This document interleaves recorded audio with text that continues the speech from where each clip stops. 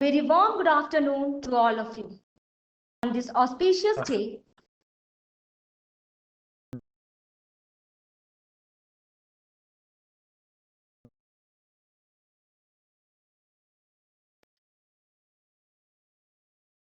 I am Radha Sharma.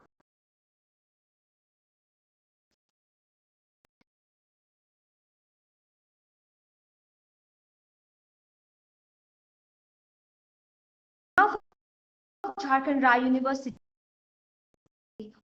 wholeheartedly welcome all the dignitaries and 2023 on the theme with career. We all have to motivate this, brighten the ambience by removing the darkness and letting the light guide us towards a brighter path. We start our program today with lighting the lamp of knowledge. Lighting a lamp is a symbolic act. It means that you are about to enter a new chapter in your life and that you are ready to move forward.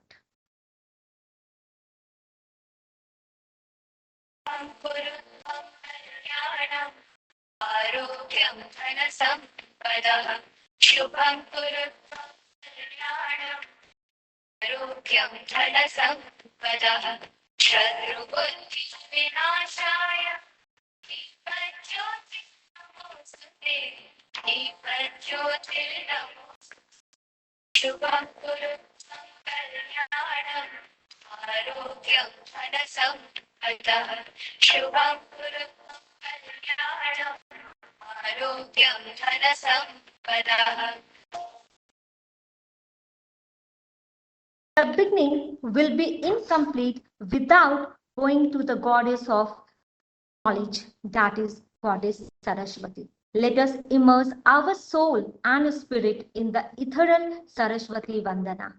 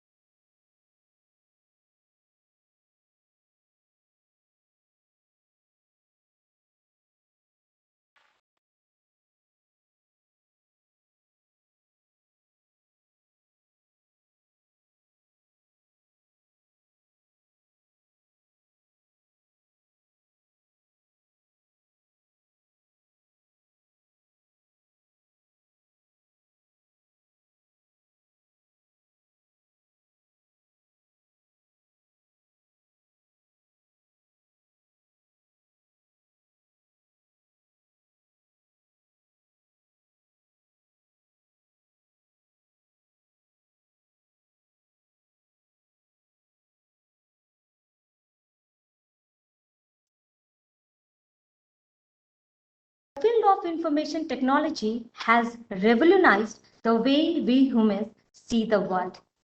It has percolated every sphere of life, making our lifestyle convenient and technology oriented.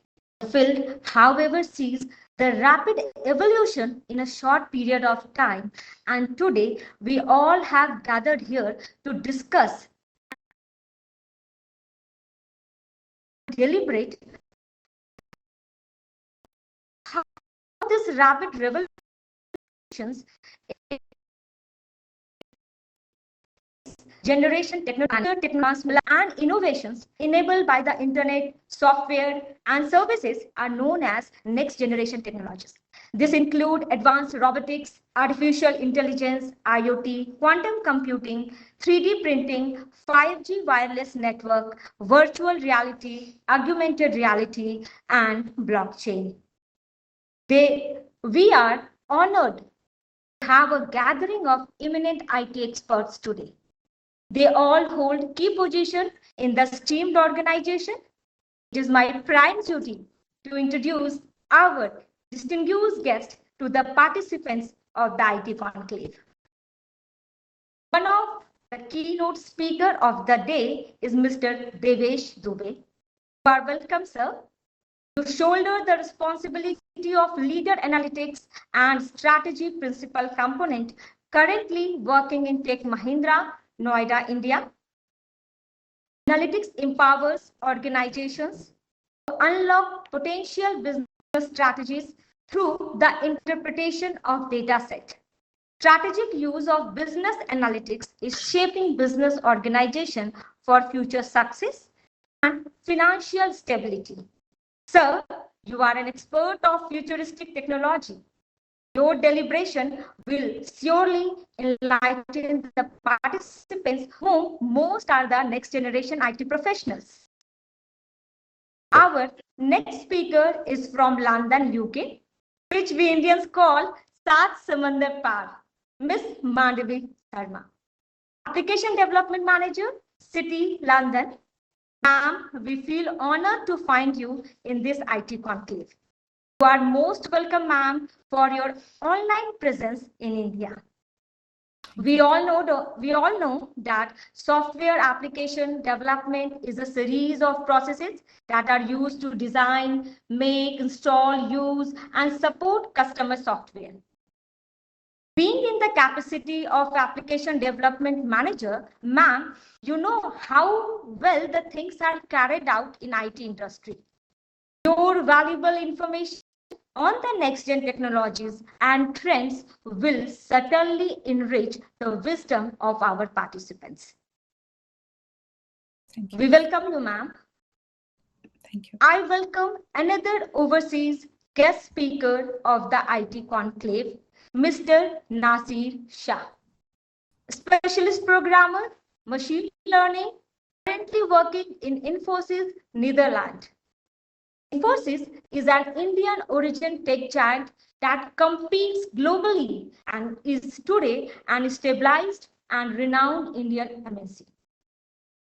The young audience present in the conclave is very eager to know about the skills they need to become a programmer. What are the most industry demand sub-specialists? Our another eminent speaker is Miss Nidhi Shreya. We welcome you, ma'am. She is a product leader at Jovite, Bangalore, India. She loves to talk about user experience, product strategy, and product innovation. Your revelation about the theme will assist in the decision-making process of the next generation professionals. Now, I welcome Mr. Anuj Verma. He is a vertical head, new client, and business IT manpower, Bangalore, India. He has a rich experience of more than 20 plus years. He possesses vast experience of team handling and good understanding of the project. Sir, your deliberation will surely shed light on the next generation technologies. Mr. Anand Malik, he is also present on this occasion as a distinguished guest.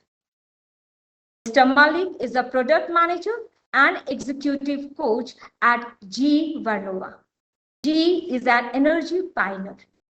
GE energy business include renewables, power, digital, and energy financial services under one banner.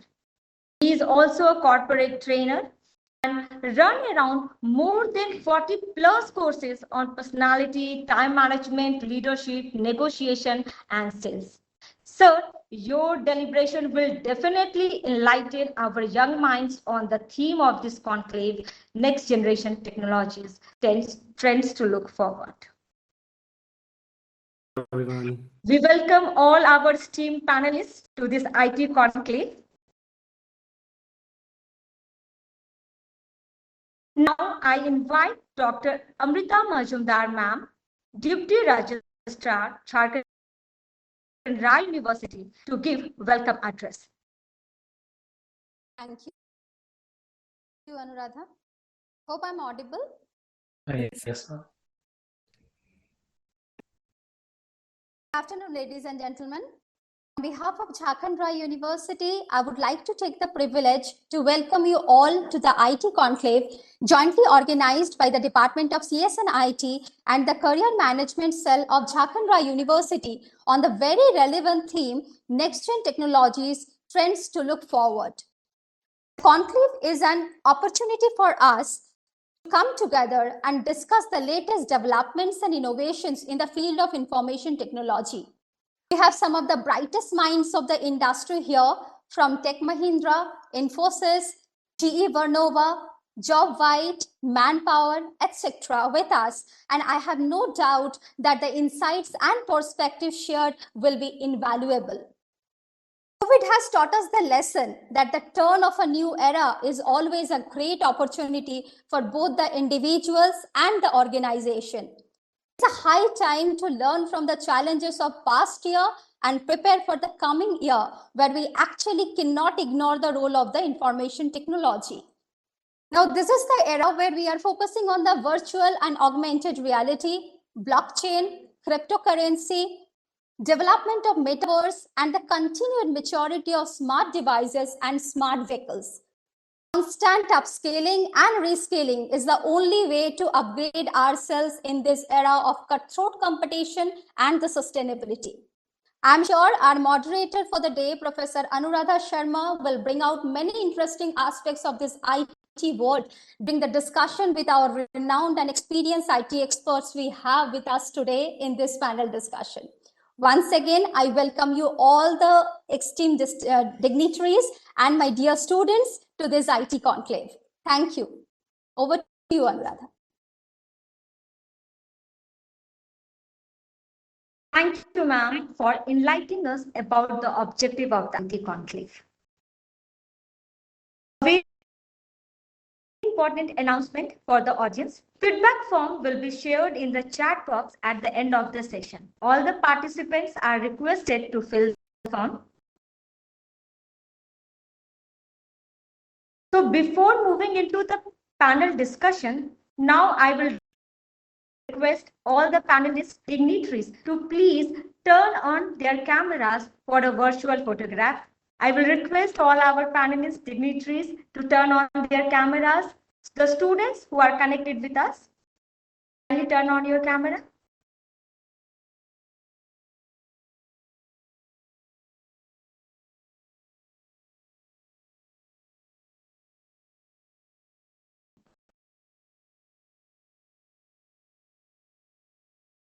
I will request all the dignitaries to turn on their camera.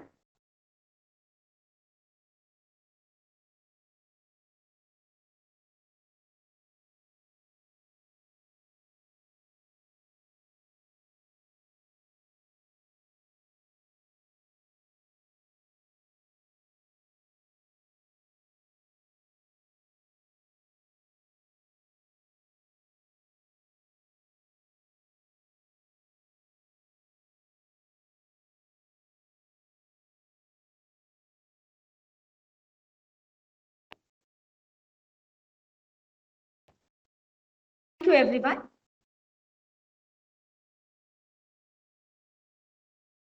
Finally, the moment has come for which we have been waiting.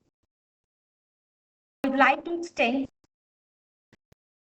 heartfelt gratitude to all the respected panelists to grace our university with their presence by taking a few more moments from their busy life.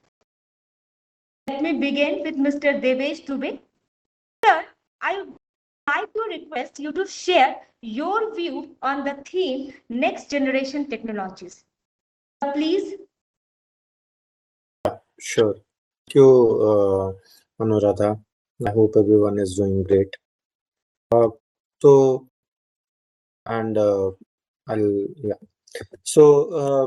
Regarding the new gen technology, so since I'm working in the industry from last nearly 15-16 years and working in the data industry itself,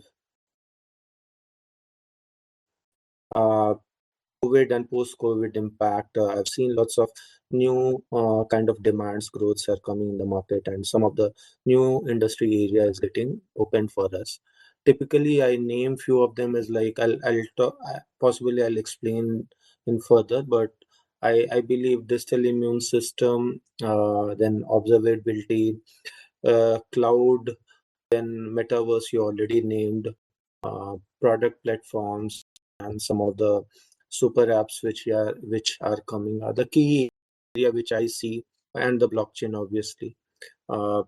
Sustainability, technology and sustainability is also one of the key area. So these are some of the key area which is going to evolve for a time. I mean, some of them are immediate emerge, some of them are like 5 to 10 years or 20, 30 odd years. For example, sustainability is like is going to stay for next 50 odd years, where we are going to improve the way human is living. Or for example, I'll give you an example. We were working on the project. We were trying to identify the carbon emission and the pollution, uh, uh, how the pollution should be and how we can reduce it by using all the IoT devices. And that was all the data being captured by IoT devices, and then we were presenting that, okay, what could be the next day weather forecasting. So this was one of the challenging project I cannot disclose, but we were working on that. So and this was the first country which is implementing, and similarly some of the smart cities are being built globally, and those are taking these measures, these area as a benchmark to start with. Now talking about digital immune system or observability. So for example, recently a very common use case which I'll talk about, Tesla, right? So Tesla is what they are doing based on your driving pattern, how you are driving, they are able to charge the insurance. So they have linked the insurance premium to the to their driving pattern. So if you're a good driver, you can get 30 to 60% discount. If you are excellent driver, you can get to 60 to 80% discount. So that's how industry is getting evolved. And these are the future area where we see personalization. Personalization is happening. More data and human behavior is being observed. Example, Google Maps and all the Google trips. And then if you say that obviously metaverse is little far and blockchain is little far, I see, as per my personal experience, because applicability in the real life will take little time. But blockchain, I was working on one of the assignment where we were trying to reduce the means, make sure that we are not getting the fault or the bad materials. So we were tagging each and every in the supply chain. Basically, we were using we tried to do the POC to implement the blockchain for the transportation purpose, to make sure that we are not getting fake items in the delivery supply end. So some of these area which I see which is growing and which will grow. Obviously, the cloud infrastructure is the another area which I see, because most of the smaller companies or larger companies, they are moving to the cloud.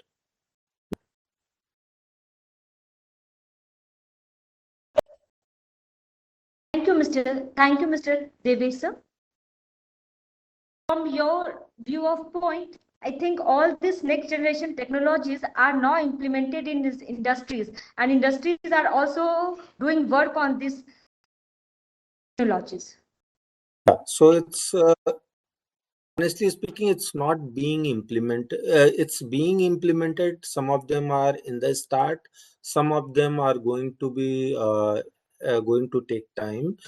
For example, like sustainability, which I talked about, which we are working right now, which will take like coming in India, it will take at least 5 to 10 years. But if we are talking about even for the supply chain blockchain, using blockchain in the supply chain, that is being extensively used in Europe, but in India it is a little far when we'll use this technology. But when we are talking about uh, behavioral analytics, some of them are very common. Let's say recommendation engine, for example, buying pattern, behavior checking. So these things are very common, which is being used across the industry, like Amazon, Flipkart, all those are using recommendation, product recommendation, even predictive map, best path finder, or the pricing, what will the best price for the Uber cabs. So these are the some of the area which is a very common, and that is being used. But what will be the next level of that? So that next level technology and simplifying it is more, so next level of technology is they are they are going to expand across the industry. So possibly the IoT devices might be used in the bicycle to see your health, or the gadgets which we are coming, like you are driving the bike, so all the bike pattern. So car is using, right? Tesla is using. So now that might come in the bikes also, future. So everything's there are something present, they are going to evolve and they are going to expand. So market is huge, opportunity is huge. For example, super apps, right? So if we are talking about the industry, there is a consolidation is happening. So Tata has come up with Neo. So Neo is a super app which covers, you have a bank loan till you want to do shopping, or you want to buy pin and aeroplane, whatever, you can get it from Neo. Similarly, the similar counterpart in APAC is Grab. Grab is doing the same business. Earlier, they started with the point-to-point Uber-like model. Now they have become super app. So the consolidation of the offers is happening. Even if in Flipkart now you can book the flight also, right? And the IRCTC was a typically for the train booking. Now it is you can do everything. So the behavior of the organization has changed. So they want to grow to the business model so that they can grow more. They can cover the large market area. So the opportunities are increasing in those areas as well. So I'll say these are existing, but the future is definitely they are going to extend more. We will see more money coming in these area, and the cloud is like uh, going to penetrate in every smaller city, smaller uh, area. So everyone will move to the cloud, especially for the small scale. The cost is low. You don't need to maintain anything personally, and yeah, and then because the data is growing, cybersecurity area will be also one of the cyber and data security will be also key area to look on, which will also be improving the, which will also create the job opportunity. Thank you, sir. Now moving towards the most awaited session. So now my second question is from Mr. Anuj Verma, sir. As the 5G services rolled out in India, the country has started working on 6G from day 2. From customer point of view, this quick switch off network will compel them to replace their handset before it has a real expiry. So please evaluate this take-up gradation in relation to customer pocket. That's a very pertinent question, and 5G has become a buzzword in the news section also. And we all are talking about. It's very important to understand technicalities, advantages, and disadvantages of this technology. And as you all know, that fifth generation mobile network is known as 5G. So, what is 5G? I will not go into that. It's a little bit of technicalities there. 300 to 300 gigahertz. So, beyond that, we can discuss. Right? What is the global scenario? The global scenario currently is that it has been like it is understood that by on 2022 onwards, worldwide the discussion was on, and US was one of the first operators. And I think by now around 120 or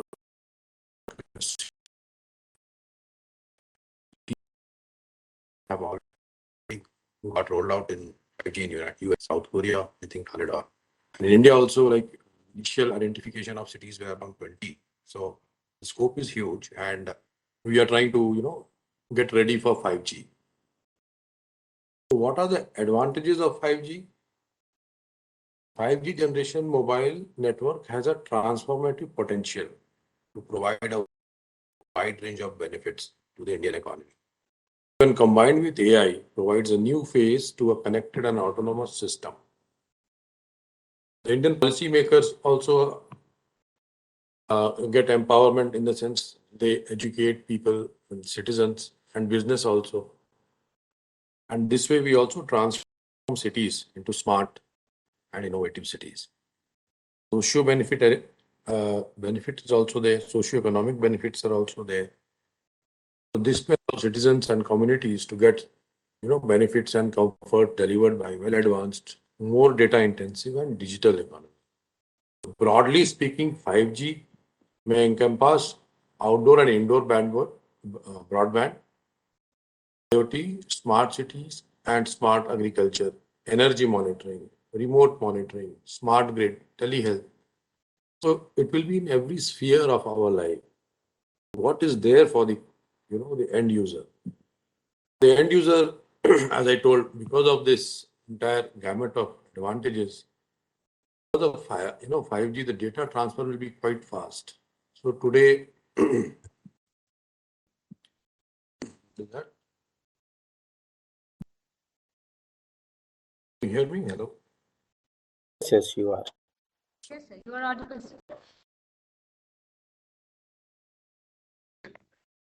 So today, what happens is it helps even the agriculture sector because of 5G. The farmer or the farming community, they can do smart farming using RFID and GPS technology. Farmers can track the location of livestock and manage them easily. So there is a huge benefit because of the 5G rollout. Yes, we are in the initial stage. The expense would be high. Challenges for rolling out 5G would be like the infrastructure. We still need a lot of fundamental changes in the core architecture. And as we know, because of this spectrum issue in India, one has to upgrade the latest cellular technology, thereby creating financial liabilities on the consumer. Yes, the consumer will have to face some monetary challenges. But having said that, it would not be like something which would be very dark in the sense like if 5G has been rolled out, so 4G users, 3G users would be on the lurch. No, they would also be using it because that is how it has been planned out. And there is also a very stark reality that there is becoming a likely digital divide between the rural and the urban, which has been, which is now being visible. So the government, what it is trying to do is, for India for that matter, just like to speak of India specifically, India will be identifying users and population that need to be covered first. Testing network and operators need to be catered very holistically and not just on ad hoc basis. Identification of the cities, which we have already done. So totality, as far as 5G is concerned, this will be a win-win for India. And looking at the current scenario in a geopolitical view, it should not be a hindrance, but would be a major factor to catapult the country into the next level. That would be one view which I would like to share with the community which I am now speaking of. So as far as consumer is concerned, there are goods and bads anyways, but it happens like that. Yes, we should be ready for this transition.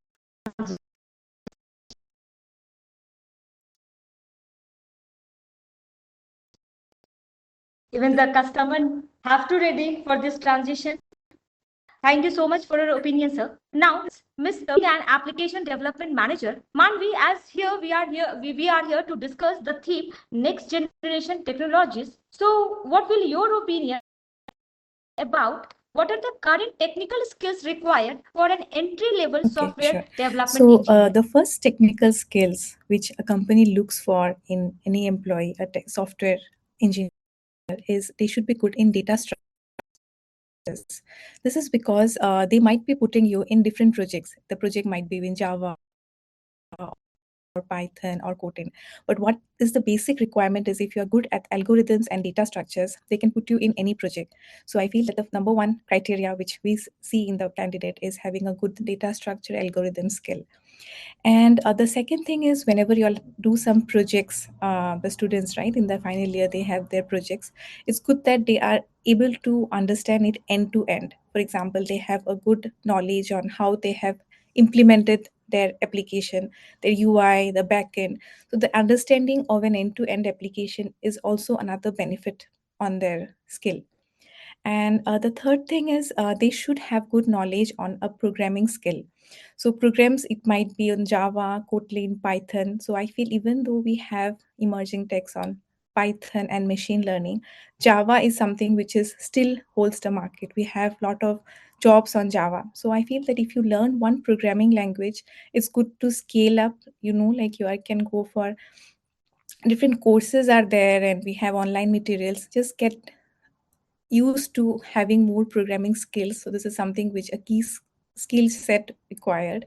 So these three things are most essential: having a good knowledge on your algorithm, data structure, and second, when you are having a good knowledge on the end-to-end of your project, what you have worked on, and third is a good knowledge on a programming skill. So this will definitely be the three most sought after 10 technical skills which a company looks for in a entry-level candidate.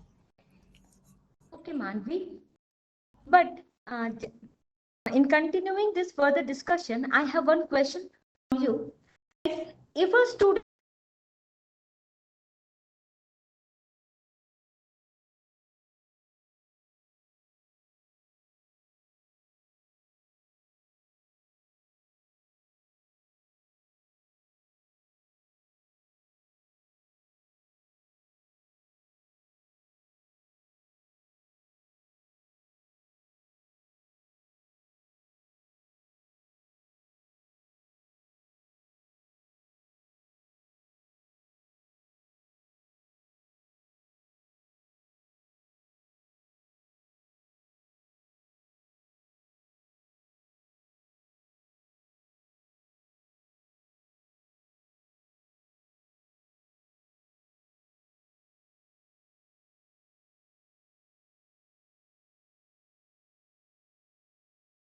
like whatever is there in the resume, that's the question will be asked to you, and that's a skill which you will be judged.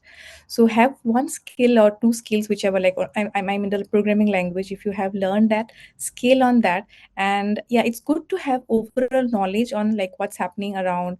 They might just put up on a general knowledge question, but having just a good knowledge on blockchain might not make you a suitable candidate for a company, right? So what they need is like person who can do their task. They can train on this emerging tech stacks. You can just train anyone, but to have skill on doing something like programming or even data, like you can go for some SQL understanding. So get your skills upgraded. That I'll be suggesting for an entry level software engineer. And yeah, just have general idea knowledge on things around, so that you are knowing like what's happening around, but that necessary need not be put in your resume, because this tech stacks are still developing. As we already discussed, we are not implementing all of them in all our projects. So yeah, it's long way to go to have them put up in your resume. To like having an expertise knowledge on that might not be your best choice to put up in the resume. Thank you, Manvi. We will soon come to you.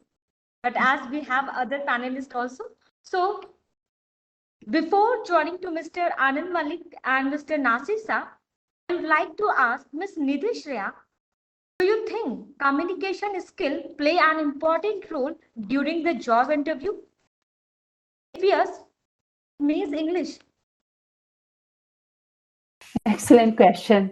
A question I guess a lot of us are hearing, questioning ourselves for decades. And I would really like to make it clear to all the people, students especially, who are listening. Never think that communication skill is only about having a knowledge of a particular language.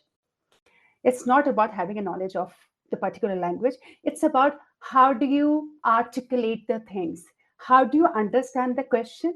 And how do you answer it? So let me just give you an example. And suppose somebody asks you, or somebody just gives you, throws a problem statement to you. And do you just jump to the answer to respond? Or do you take a moment, think or articulate or structure the process in your mind or the answer in your mind, and then you put forward your thought? And that's where the key differentiator, this is the key differentiator when it comes to interview, when it comes not only for the freshers. Even now, when we go for interviews, we tend to jump to the responsiveness. We think that, oh, if you take more than 10 seconds or 20 seconds of time, the interviewer is gonna think that I don't know. But I think that's the kind of mindset that we need to get away from. Think about the questions, formulate the structure, and then don't jump to the conclusion. Ask the leading questions on top of that question. So these are called the clarifying question. Ask the clarifying question so that you absolutely know that what is the intent behind asking that question from the interviewer. And I would tell you from the hiring manager point of view, because of course, a lot of us in the panelists have been interviewed, have interviewed also. I really like when the interviewee actually asks me that, is it what you meant? Ask me, series of the clarifying questions. That becomes very clear that, they are thinking, they're putting their thought process. And then they say that, okay, let me take a moment, then I'll come back to you. And then, the questions, the answers, or the response they come up with is much better than the response that, very intuitively would come up in a 5 seconds. So I think that is important. So, of course, this is a part of the bigger communication skill. So communication skill is not only the language, but it's about articulation. Now, coming back to English, there's something I have asked myself also 20 years back, 10 years back, and even now. See, English we use because it's almost like a global language. That is not the test of your intelligence. If you know a very good English, does not mean you are intelligent, or not knowing is not that you are not really that intelligent. But since it is a global communication, especially in the business circle, English becomes a common language. You go to any other country or even within India, the English becomes a common language. And that is why I think it's important that we get familiar with that language. But for those people who are maybe not there yet, don't never underestimate yourself that, my intelligence is lower because of this thing. Maybe what you can do is that that is your supposedly weak area, the knowledge of a particular language, build all the other area as your strength.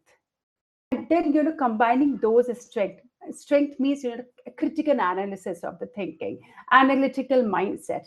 When you combine yourself with those kind of strength, it will become very heavy and it will be an add-on to maybe your limited knowledge of English. And I would tell you that, you will stand out in the interview, any kind of interview, freshers, entry level, or even the experienced one. Thank you, Nidhi. I think most of the students who are connected with us, they might got the answer that does communication means English? No, it's just the confidence and how you make yourself strong in other fields if you feel that you are not comfortable in English.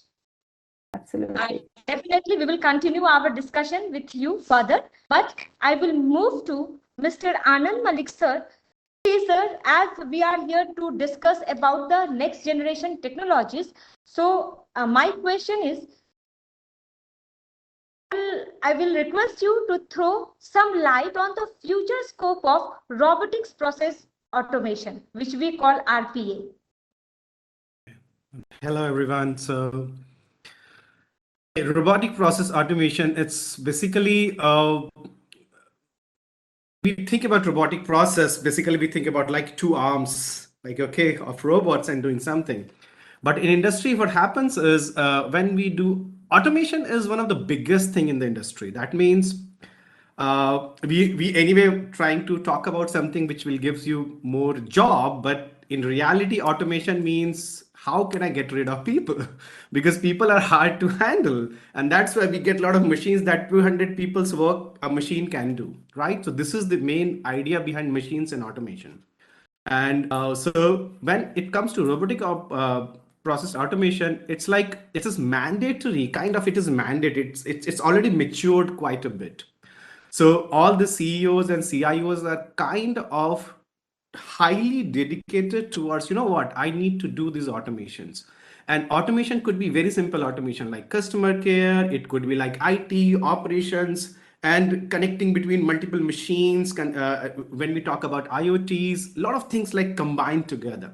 When it started with small stuff like, you know what, let me just give very simple standard answers. So it has evolved from there. In 2020 today, the market size is almost around I think in 2019 it was around $2 billion.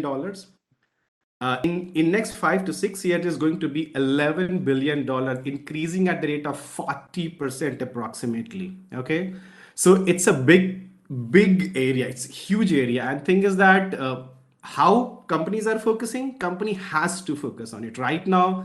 The adoption rate of robotic process automation is like almost 66% of the industry have already automated small or little larger tasks through automations, and it is going to go to 80% in next coming years. And with the evolution of artificial intelligence, now we have heard chat GPT is like creating ripple in the market.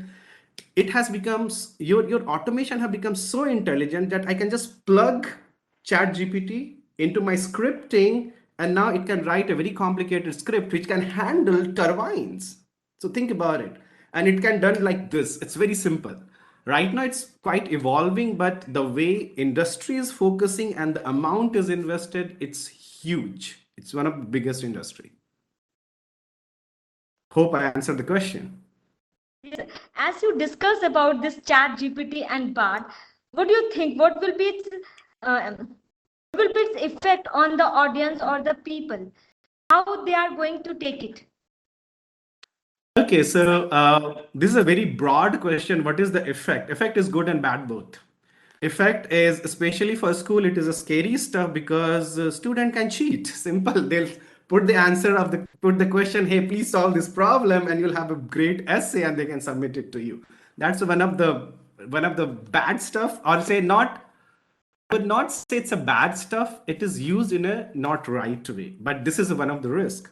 Great thing about it, exactly same student can go and say that, you know what, I want to know about how to write a .NET or Java code on identifying or maybe permuting a particular string, and then in a click you'll get the program.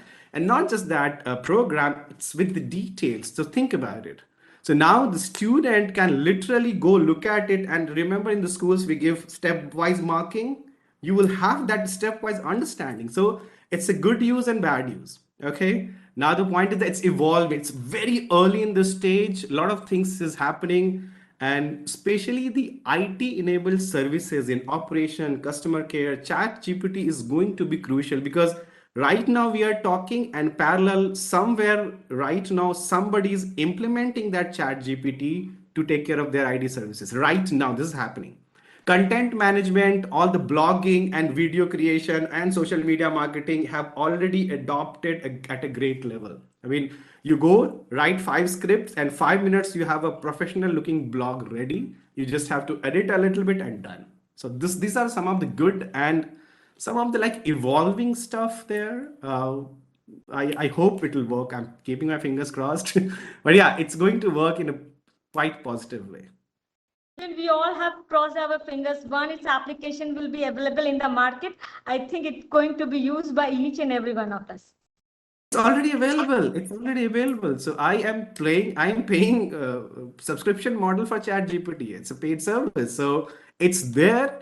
Accuracy is in some space, accuracy is 80 to 90%. In some space, accuracy is like 20 to 30%. They are evolving. So yeah, it's going to be there. Okay, thank you, sir. Now it's time for Mr. Nasir. What will be the future scope of artificial intelligence and machine learning in the next 30 years?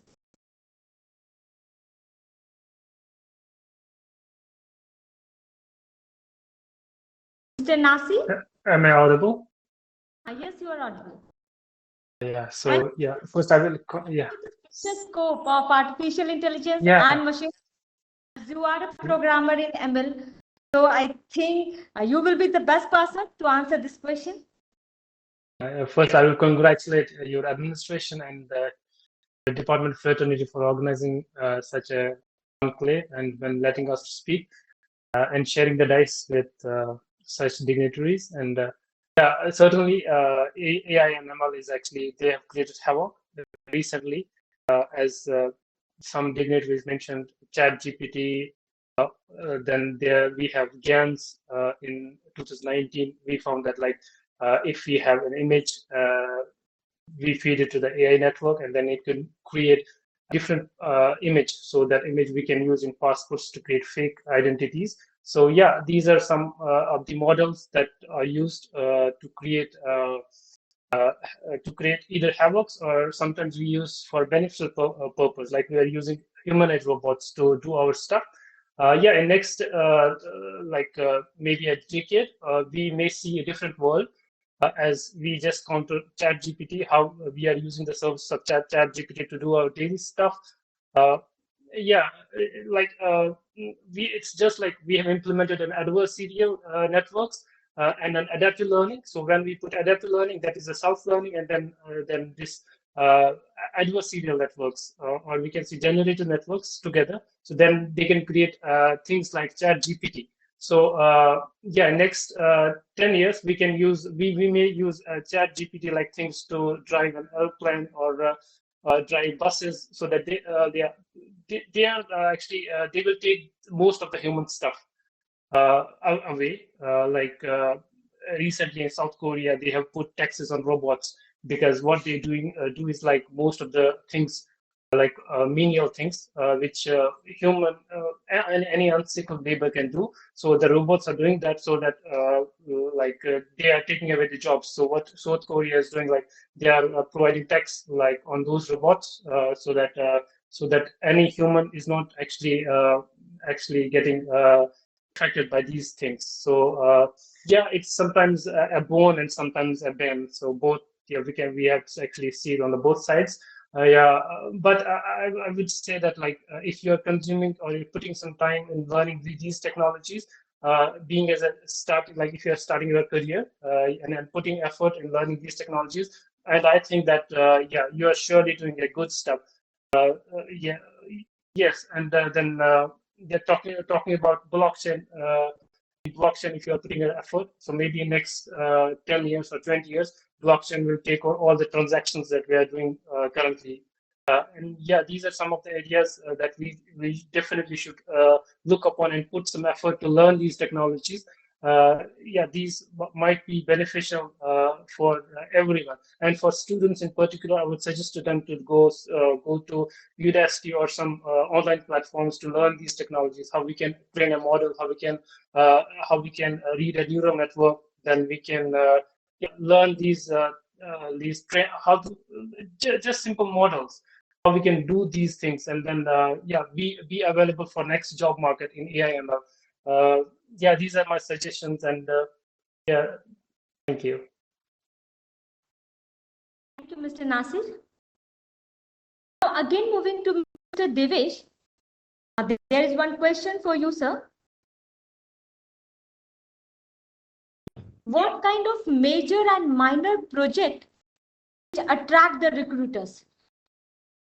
As most of our audience are students, so will be your suggestions over this selection of major and minor projects? Okay. So, usually while the CVs, what I find is still students are in the era of like 15, 20 years ago. Most of the time I see even for the CVs of fresher. So 20-year ago era means the projects like hospital management, hotel management, library management, all those projects are still on the CVs. And most strange part is when we ask like, okay, what all the tables are there in the CV? I mean, your project has been used. Like they have no clue what tables are there. And then the common answer is it is a joint project. It was a joint project. So these kind of mistakes are very common mistakes when we see during the interview. When you ask question about the project, they say it is a joint project. I have done particular module only, so that I have the idea about that module. So my personal recommendation is like if you are doing something or if you are writing something in your CV, you should know what you have written, and then you should be able to explain about the project. Whether it's a hospital management, but if you're talking about hospital management, you should know what the database is, what the front-end technology is, what technology you are going to use, how to improve, or what new technology can improve this project. So these things are very important. Just writing the multiple project in the CV is not going to help. So, but if we say what is coming and what is required, so definitely you need to be aligned with the industry. So any project in the digital industry, like if you have something related to RPA, something data analytics, if you have something in blockchain, if you have these kind of definitely something on the application development, website development, so the project like this, if you have in CV, definitely it will add more value, because if you are putting this, that means you are learning these skills. Hope that answers. I think all the students who are connected with us must have got the importance of selecting the project, and most importantly, their key role in the project play a major role while pursuing their degree program. Now, further carrying the discussion, I will request Ms. Madhvi to give her view on the importance of getting certification from online coding platforms. Really worth it or not? If So yes, then, kindly provide some online coding platforms that are in demand by the recruiters. okay, sure. So, online coding platforms, there are two types of certifications. One where you just get that you have completed the course, and one where you are actually going through an online understanding. For example, if you're going for an AWS, Amazon Web Service certification, you will have to, at the end of the course, you'll have some exam, you'll get the certificate. So, those which actually I feel certification matters when you are skilled on that particular domain. For example, if you have already understood what is Amazon Web Services, if the interviewer asks you the question, right, you'll be able to answer it. It's not just for the namesake of certification that you should do a certification. Just have skill of some skill. For example, if it might be a database skill, or it might be something with programming language, or it might be some web services, cloud computation. First, have a domain selected, what area you're interested in, have good knowledge about it, go for a certification on with some renowned for example, if you're going for Java certification, right? So I think in Google we have, you can get it actually. Just go for Java certification. It will be like Oracle Sun certified certification. Go for the latest version. Or if you're going for Amazon certification, I think like it's basically required that you have the skill, and then you go for the certification, not that you should add like 50 certifications in your resume. And as we already discussed, that when you go for an interview, you are blank on it, like someone else developed it, this and that, you have to give explanations. So yeah, I think Anuradha, you're on mute. Yes. Yeah, sure. So I So the students, those who are getting certified, certificates or doing their course online, they need to understand that if they are doing their course, they have to decide their domain, and Yeah.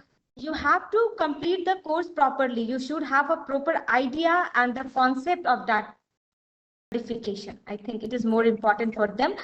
Instead of writing a number of certification in their resume, it should be one or two, but they should have a proper knowledge of that particular course they have done.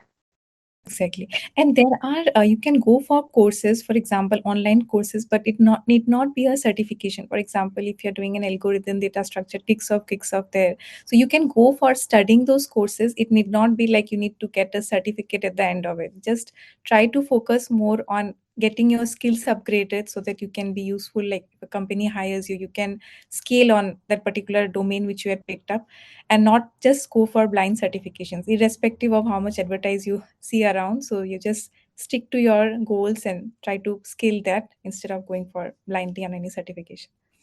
Okay, Manvi, in our previous discussion, you told that data structure is very important as we entered into a software industry as a fresher. So do you think what we studied during the degree program is sufficient, or the students need to practice more? So it depends on your industry. For example, if you're a computer science student and you have got skilled, maybe the project which you're working on, right? You have worked on a Python project, and you have scaled on it. And I feel based on that, plus Python, plus learn some advanced technologies as well. For example, I have been like last 15 years, I have been with Java. So what I did when I started my career, I started on a startup. So previous company was JP Morgan, but my first company when I joined as a startup. So I was, as you said, like I in college we just study like basic algorithm, data structures, but I had to scale myself to, like actually work on real life projects. So I went ahead, did some advanced learning courses on Java. So it because it was a startup company, it couldn't give me such trainings as we get in more like tech giant companies. For example, JP Morgan, every month they have upscaling sessions for freshers, but it might not be like you end up going on a like a tech giant company. So on that, what I had to do is I had to take some additional courses, advanced Java concepts, and then I got the job before the trainings, but what I did is just to make myself scaled up on that particular domain. I went for some advanced technology trainings. So I feel that if you feel that your project, whatever you have developed, is sufficient, like you went for an interview, you cracked it, but and you didn't land up on a tech giant companies which are giving you trainings. Most of the tech giant companies, they give you trainings actually, so you need not have additional trainings to be done. But unfortunately, many of us might not get those trainings. So I'll say that if you don't get those trainings, there are materials, there are like courses everywhere where you can actually go, and companies actually reimburse that as well. So startup companies, even though they are not able to give you those kind of trainings, if you're going for outside trainings, they'll reimburse those amounts. So try to get those trainings, advanced learning, so that you are, see, just to have algorithm and data structure is good. And if you're going for interviews like in a Google or Facebook or like Walmart, they just ask you algorithm questions, okay? But if you are going for some other companies like service based companies, they will ask you multiple theory questions also, like what are the like advanced concepts on a particular program or something like that. So on those scales, I would prefer that if you have mastered one language, try to get some more advanced concepts also cleared on that particular line, so that you are ready for an interview. And you are also like when you're doing some projects as well, you are ready that you have those answers to answer. You don't say that as we already said, Dubey had already answered, right? We have people who say that I just worked on this particular module, right? So that kind of thing will not happen. You know what had happened end to end because you have knowledge on all the parts, like from the UI to DP, what tables were been constructed, what APIs have been used. So it's good that you brush up your advanced knowledge, advanced Java or advanced programming skills or whatever, which framework you are working on. It's definitely a plus point to have those as well scaled up. And it's not very hard, you believe me. There are so much, like we have so much developments online. We can have courses, and even you can don't go for certifications. It's just for study purpose. You have online materials. You can go for trainings. So we have those, but you just need to have a focus that this is a domain which I have picked up and I need to master it. And I think you are ready for any interview to go forward. So may I augment something with what Mandavi had said? So Majority of time the question comes to people as a fresher that first of all, what certification shall I do? What area shall I go in? What framework shall I use? A lot of what comes into the picture. So I'll give you a very simple hack to do that, and maybe all the student might use it. So first of all, find what position you want to go in. So fresher, so go to any Google, any job website. For example, I'm teaching something called reverse engineering. Okay, so how you ensure that you're learning right thing to land on the right place. So what you do is you actually go to Naukri or LinkedIn jobs, find the position that you're looking for, find 10-15 position. They will have job description. In that job description, they will specifically mention what technology they want, what framework they want. 80 to 90% you'll find.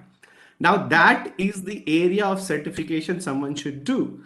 As Mandvi said, lot of knowledge are available for free. Go start doing those tasks. For code bases are free, programs are free. Go to internshala, do internship. You can do everything. Okay.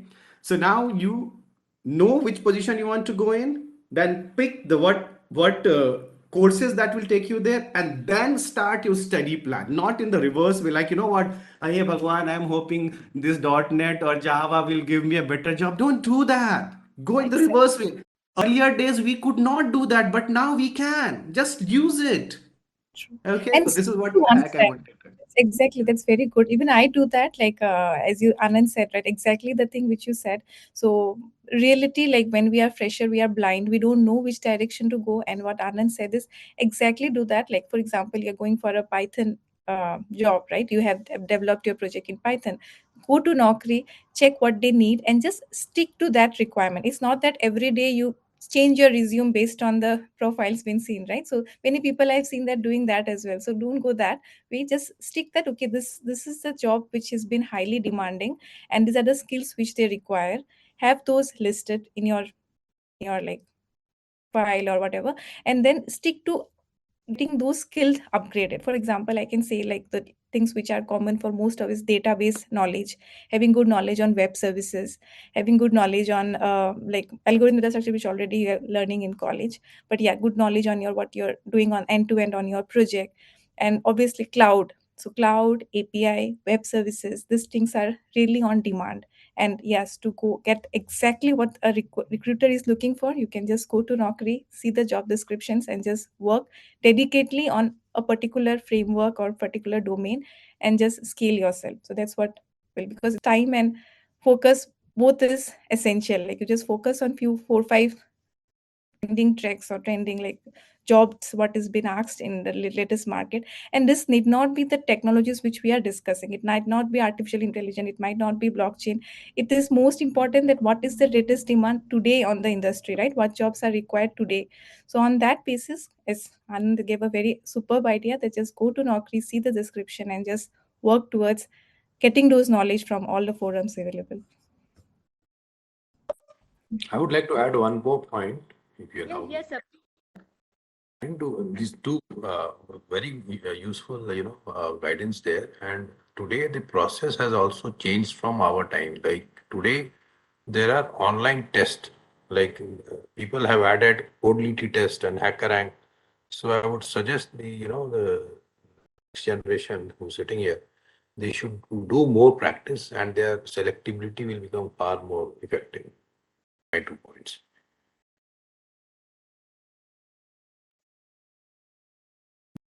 And we will thank you, Mandvi, Anand, sir, and Anuj. And sir, now we will continue our discussion with Anu sir. Sir, why there is a need to solve productivity paradox of hybrid working? So, if I talk about productivity, there is no single standard or blueprint, which now, because of the current scenario across the world. So the world has changed upside down, and there is a new definition of productivity. Every organization approach will need to be different to meet the unique demand of the people.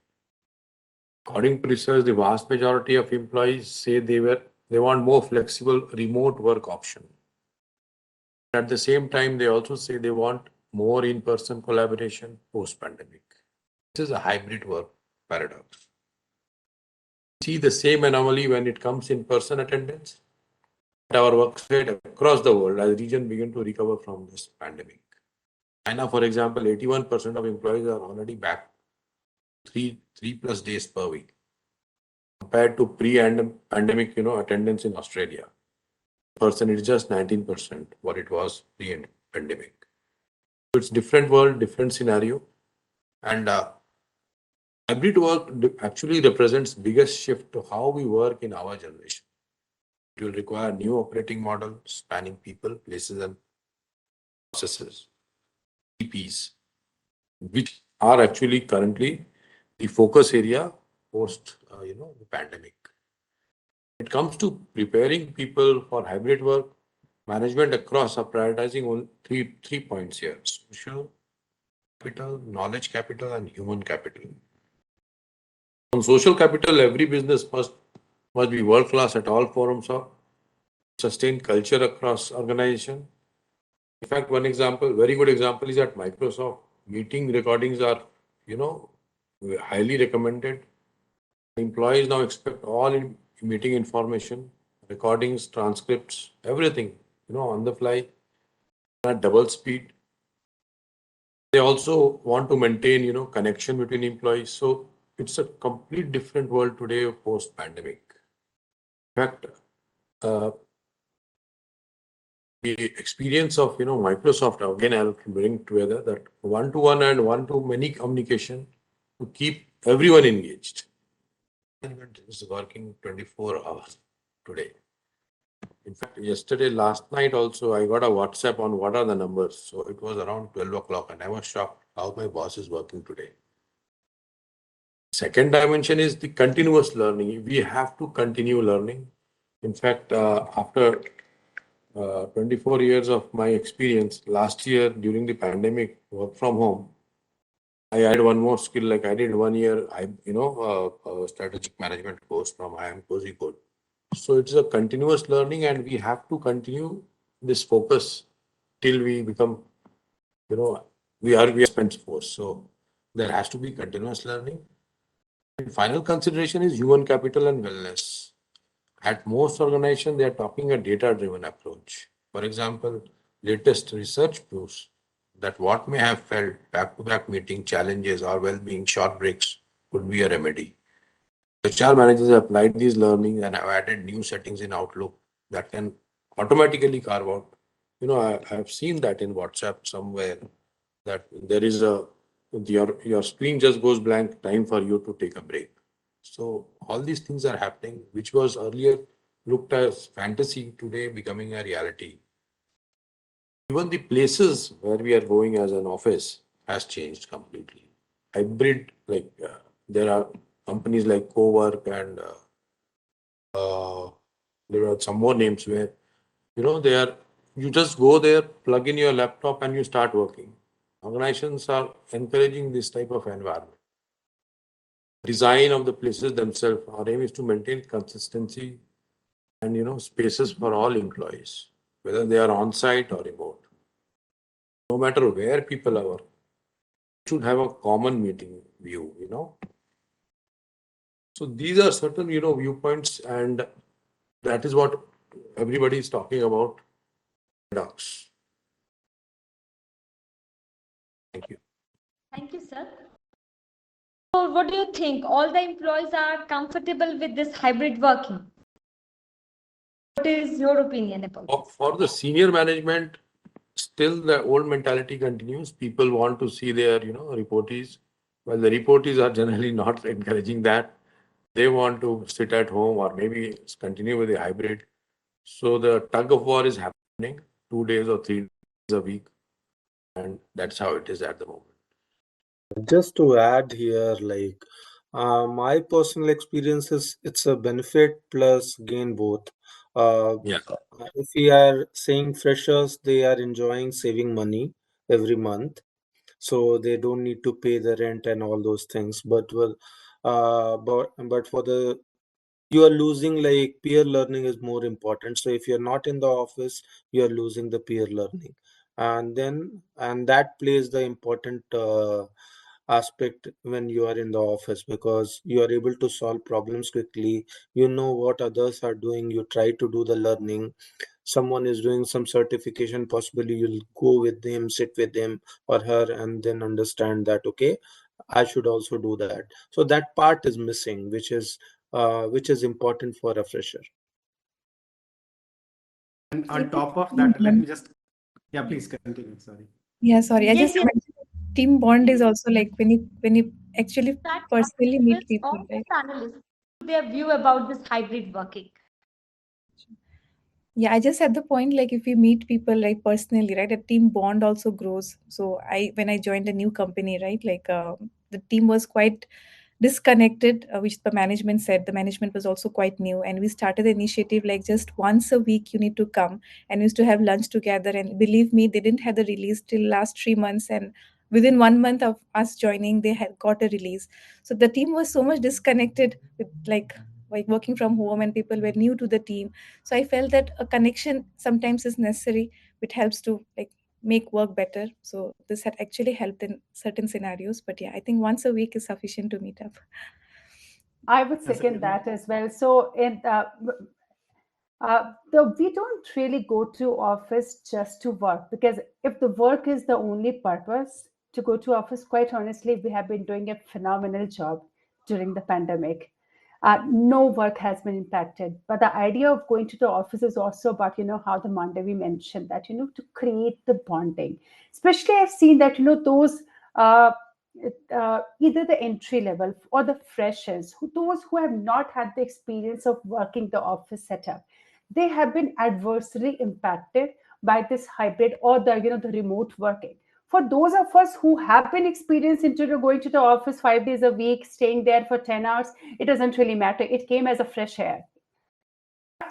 But the people maybe who joined in the pandemic, look, I joined my last company, the current company, in the middle of the pandemic, and I did not meet my team at all for 2 years. And then I've been met them for the first time in last 6 months. I was like, oh, this is what the person looks like in real. And the kind of bonding that I made, I was not able to make it in this 2 years, because all the time when you are into the conference meetings and tools, you're just talking about work, nothing else. But when we talk, when you just meet, you're actually not talking about work. You're talking about everything else. You're talking about each other, and that really helps, because in creating that kind of bond in the office, and that actually results into a better productivity and having a lot of trust in each other. When we work on any project, the lot of the people collaborate. The collaboration comes with a lot of trust in having each other. So I think that is why where we see the mix of reactions. Some people are adverse, some people say that, "No, it is not really impacting my productivity." But the company have identified that somewhere they have been lacking with the whole remote thing, and that is why they are asking that just come back for once or twice a week. That's okay. We're not really asking for too much.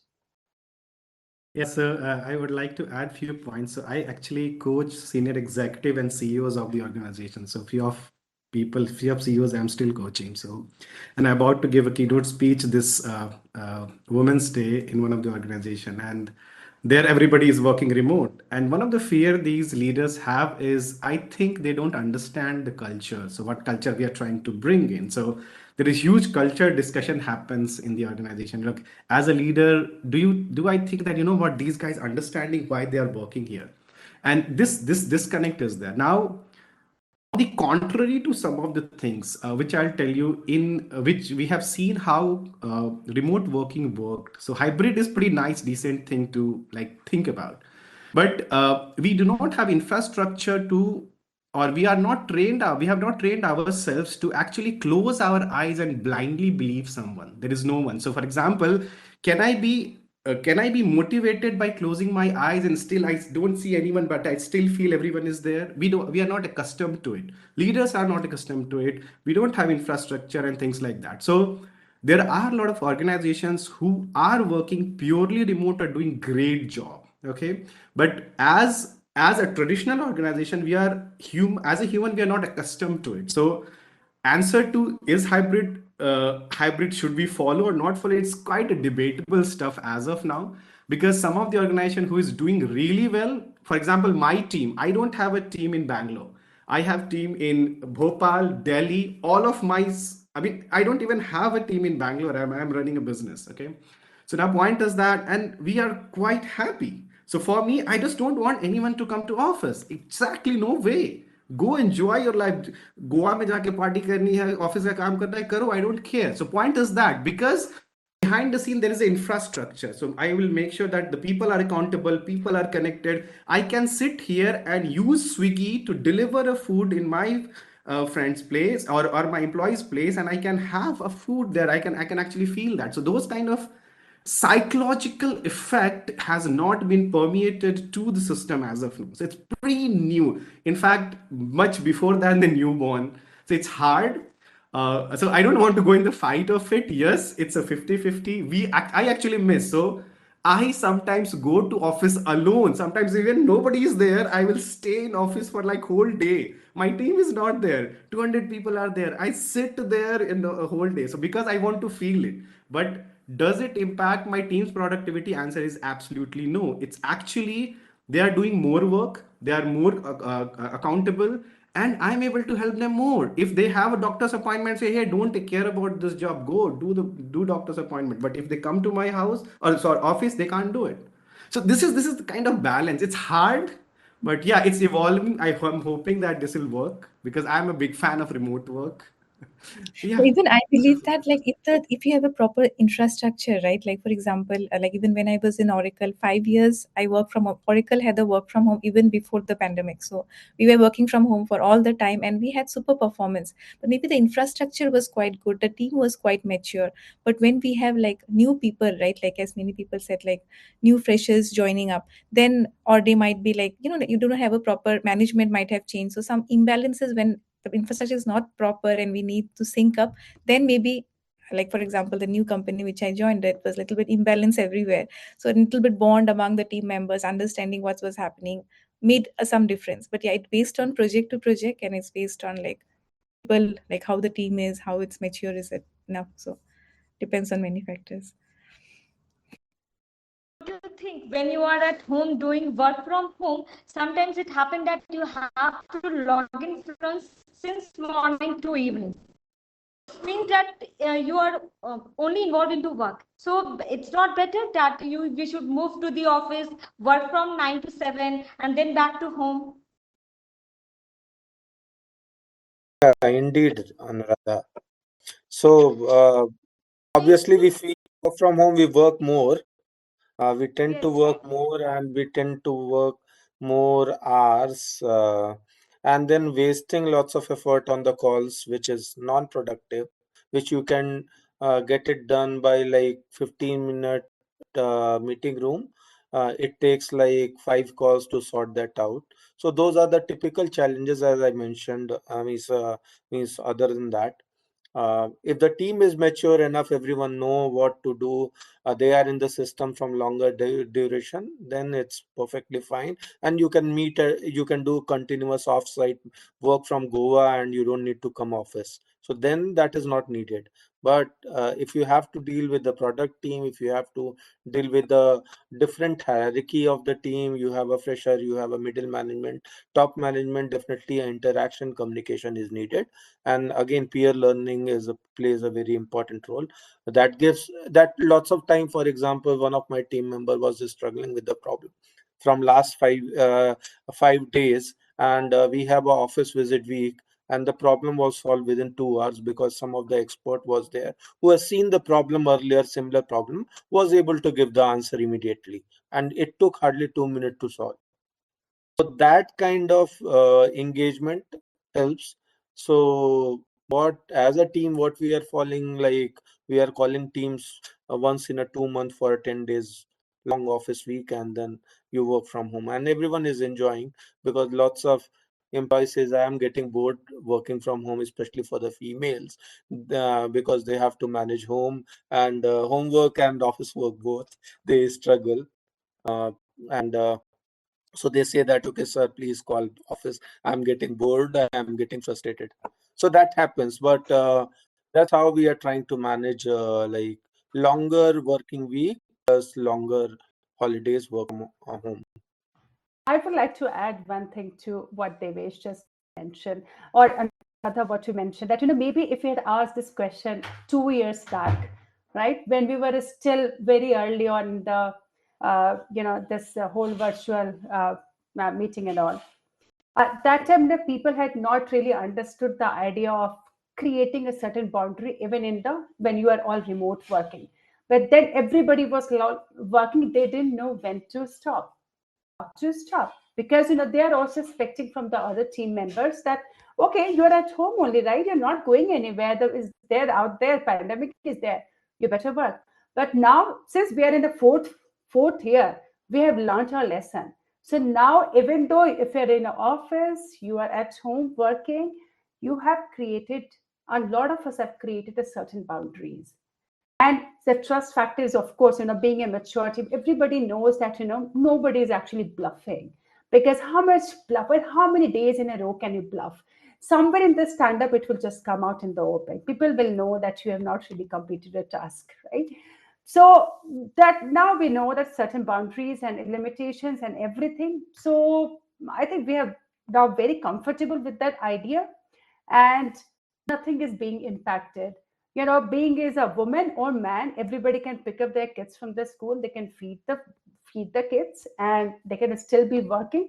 And there is a certain, it's more about creating a routine and creating discipline in their work life.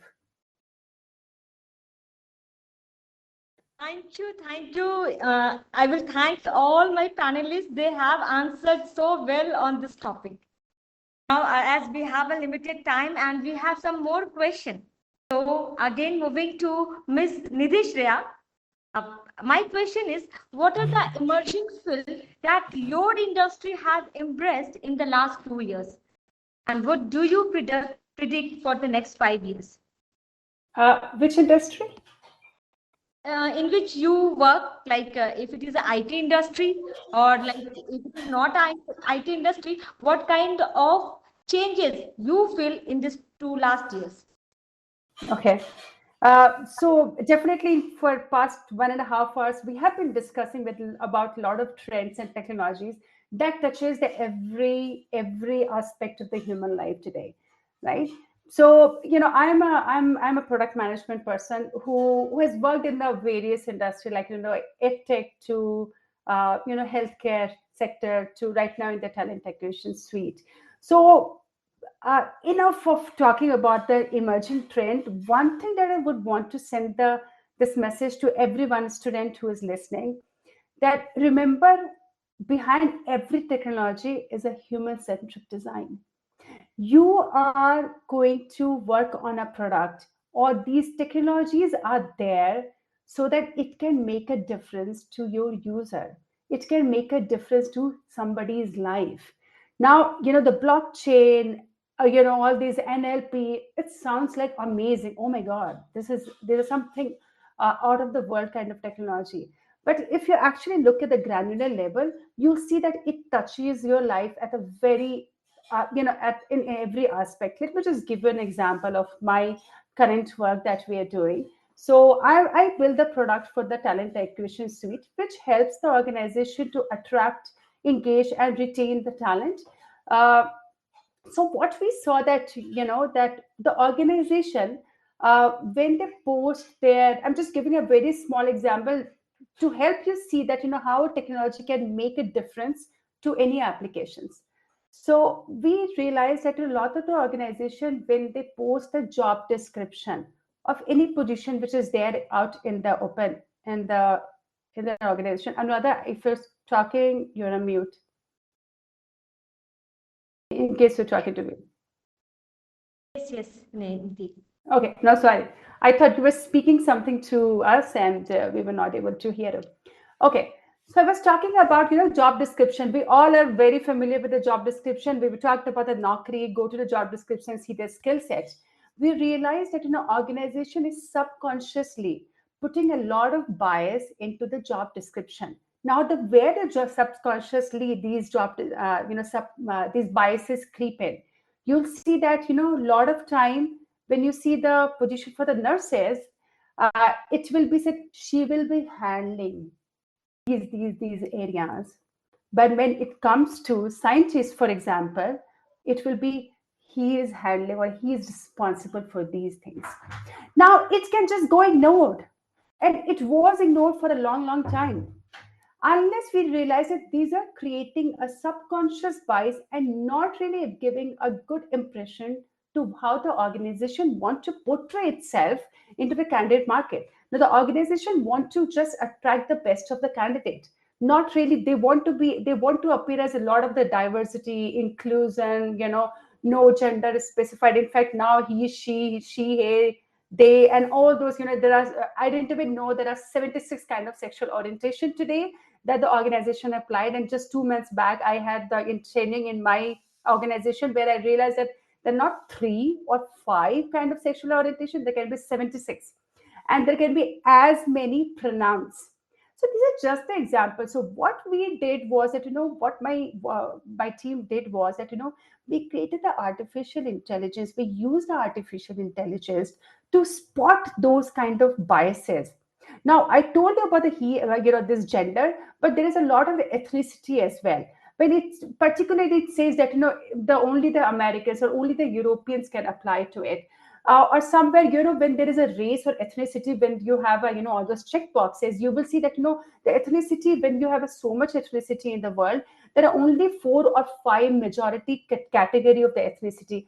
We asked an organization to expand the ethnicity, and now you will see in a lot of the organization, for earlier, the India was also included into the Asian, but we are not really Asian. Asian is normally, of course, as a continent, we are Asian, but now there is a separate category as a South Asian. And now India falls into the South Asian. So these are a lot of the very small nuanced example that, how the job description was having a biases. So, and also that, somewhere it was looking like the freshers need not apply. They would not say freshers need not apply, but they will say that, only the person having a 5+ years of knowledge should apply actually. So they're focusing on these things. We started educating the organization that, you need to spot these. An organization came back to said, how do we do that? These are manual errors. Somebody had created it manually. Can you help us with your tool so that, we can spot those things, can eliminate from the job description, so that when we post it on the career site or the job boards, it comes as a very inclusive.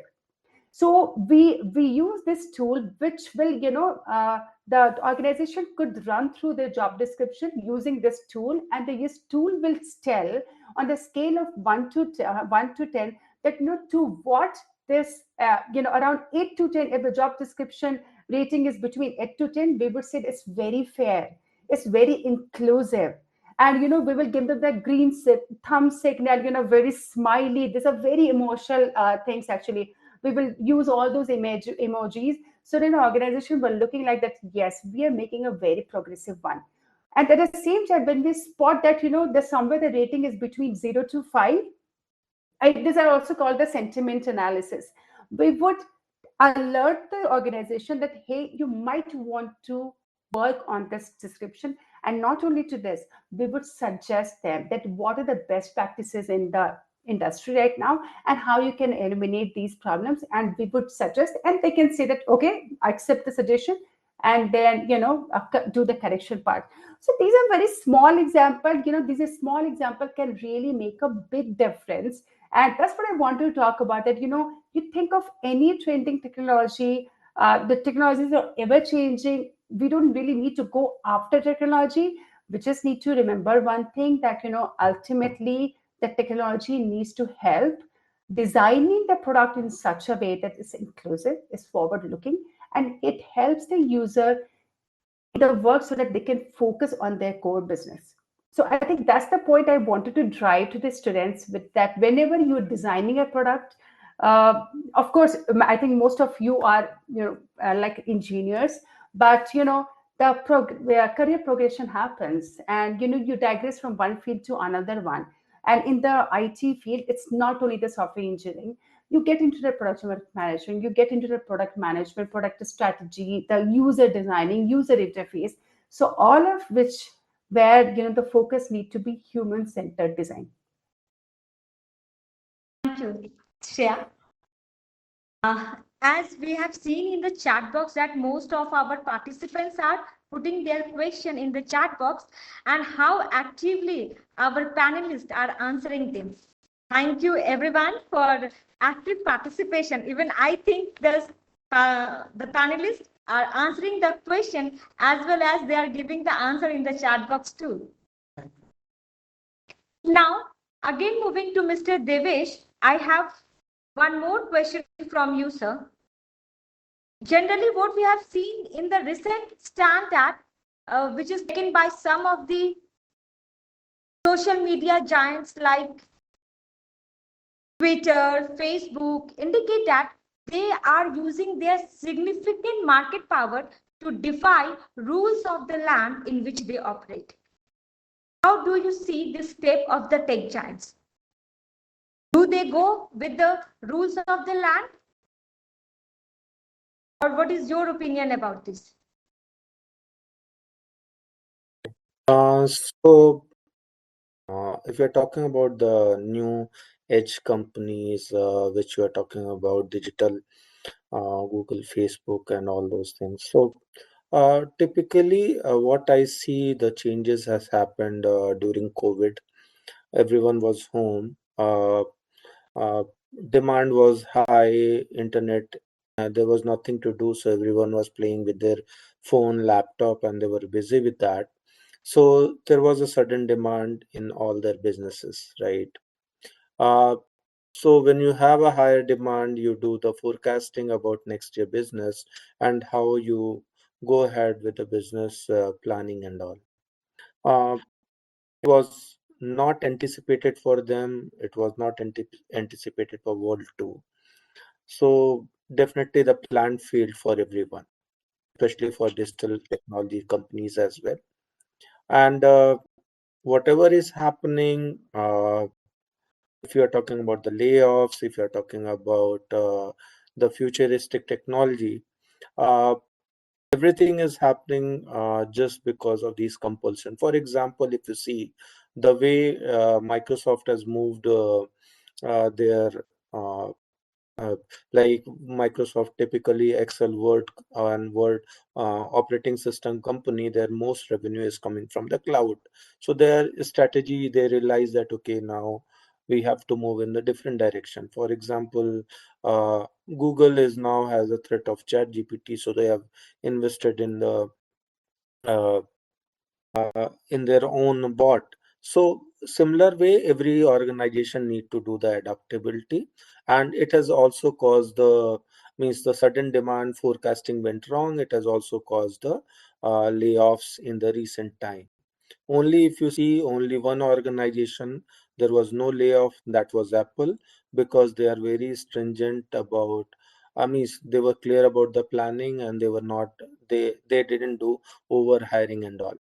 So both way, we'll see this happening for next 1 quarter more, and hopefully market will be stable and new technology emerging, like Facebook turning into the Meta, and Meta new new technology will come in the market recent in the next 1 or 2 years. Investment is going in, and also the situation of the market will be stabilized. Thank you, sir, for adding your opinion on this topic. Now, again moving to Mr. Nasir, I have a question for you. Whether this online internship good for CV or not? If yes, then kindly provide some online internship platform which the recruiters love to see on a resume. Yeah, so online internship, they matter. Uh, yeah, a lot. So suppose if you are actually, it depends upon which domain you are actually going in. So suppose if you are going to AI/ML domain, so just I would suggest go to university, get some good course, and then yeah, try to learn how you are going to be a good ML engineer or maybe a robotics engineer. And then if you are just going to be a simple programmer like Java, Python developer, just go to Udemy. There are many cheap courses that you can go in and master upon. Yeah, these are the two things that I think are available there. Besides that, if I go into more in depth, like if you're going to do some research or something, just go to Coursera. Is that there are free courses that you can put your time on.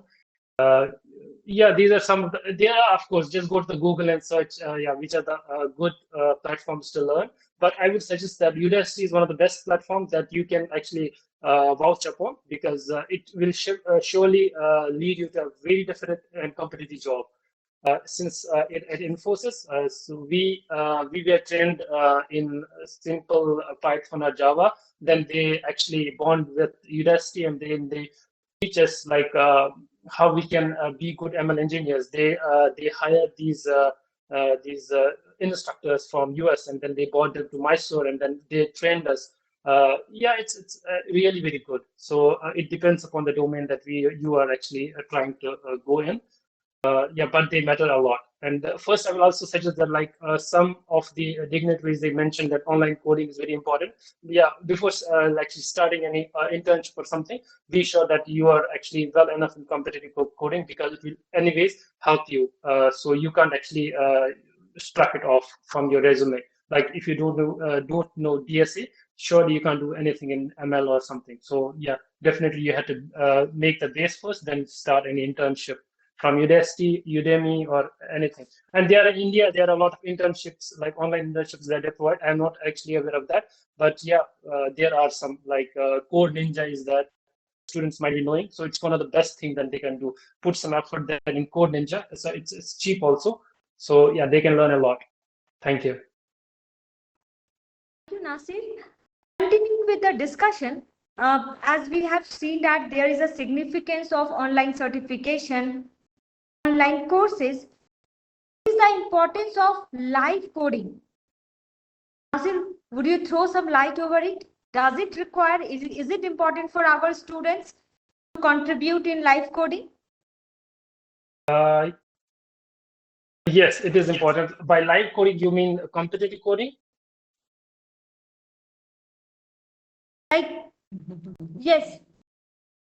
So yeah, it is as I mentioned. So yeah, it's a paramount. So or I can say it's a bar. So if you don't know any competitive coding, then you can't do anything. So maybe you can be like, you can do some website designing. You can go to a CS, HTML, then do that thing. But surely you can be a good programmer. So you can switch to Google, you can switch to Apple, or you can switch to any big corporate company. So I would suggest, and I would recommend definitely to the students. So please go to the Code Chef, go to the Lead Code. There are courses, they are free. Just opt that and put some at least 1 hour daily to learn these things. Yeah, you will get actually grow upon. So yeah, I would suggest doing that. And so I have 6 years of experience. I sometimes go to Lead Code and do some things, because everybody, like if you don't do it, you can't do anything. Like yeah, it's very necessary to create efficient programs. So programming, everybody knows. But to create efficient programs or efficient models, so you need to practice it daily. So I would suggest students to do that online coding. Yeah, make that a habit. Thank you.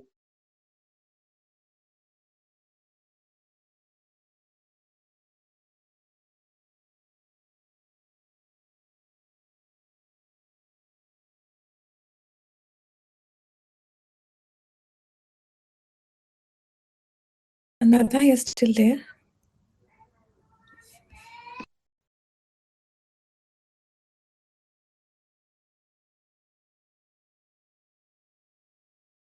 I guess we lost the connection of Anuradha.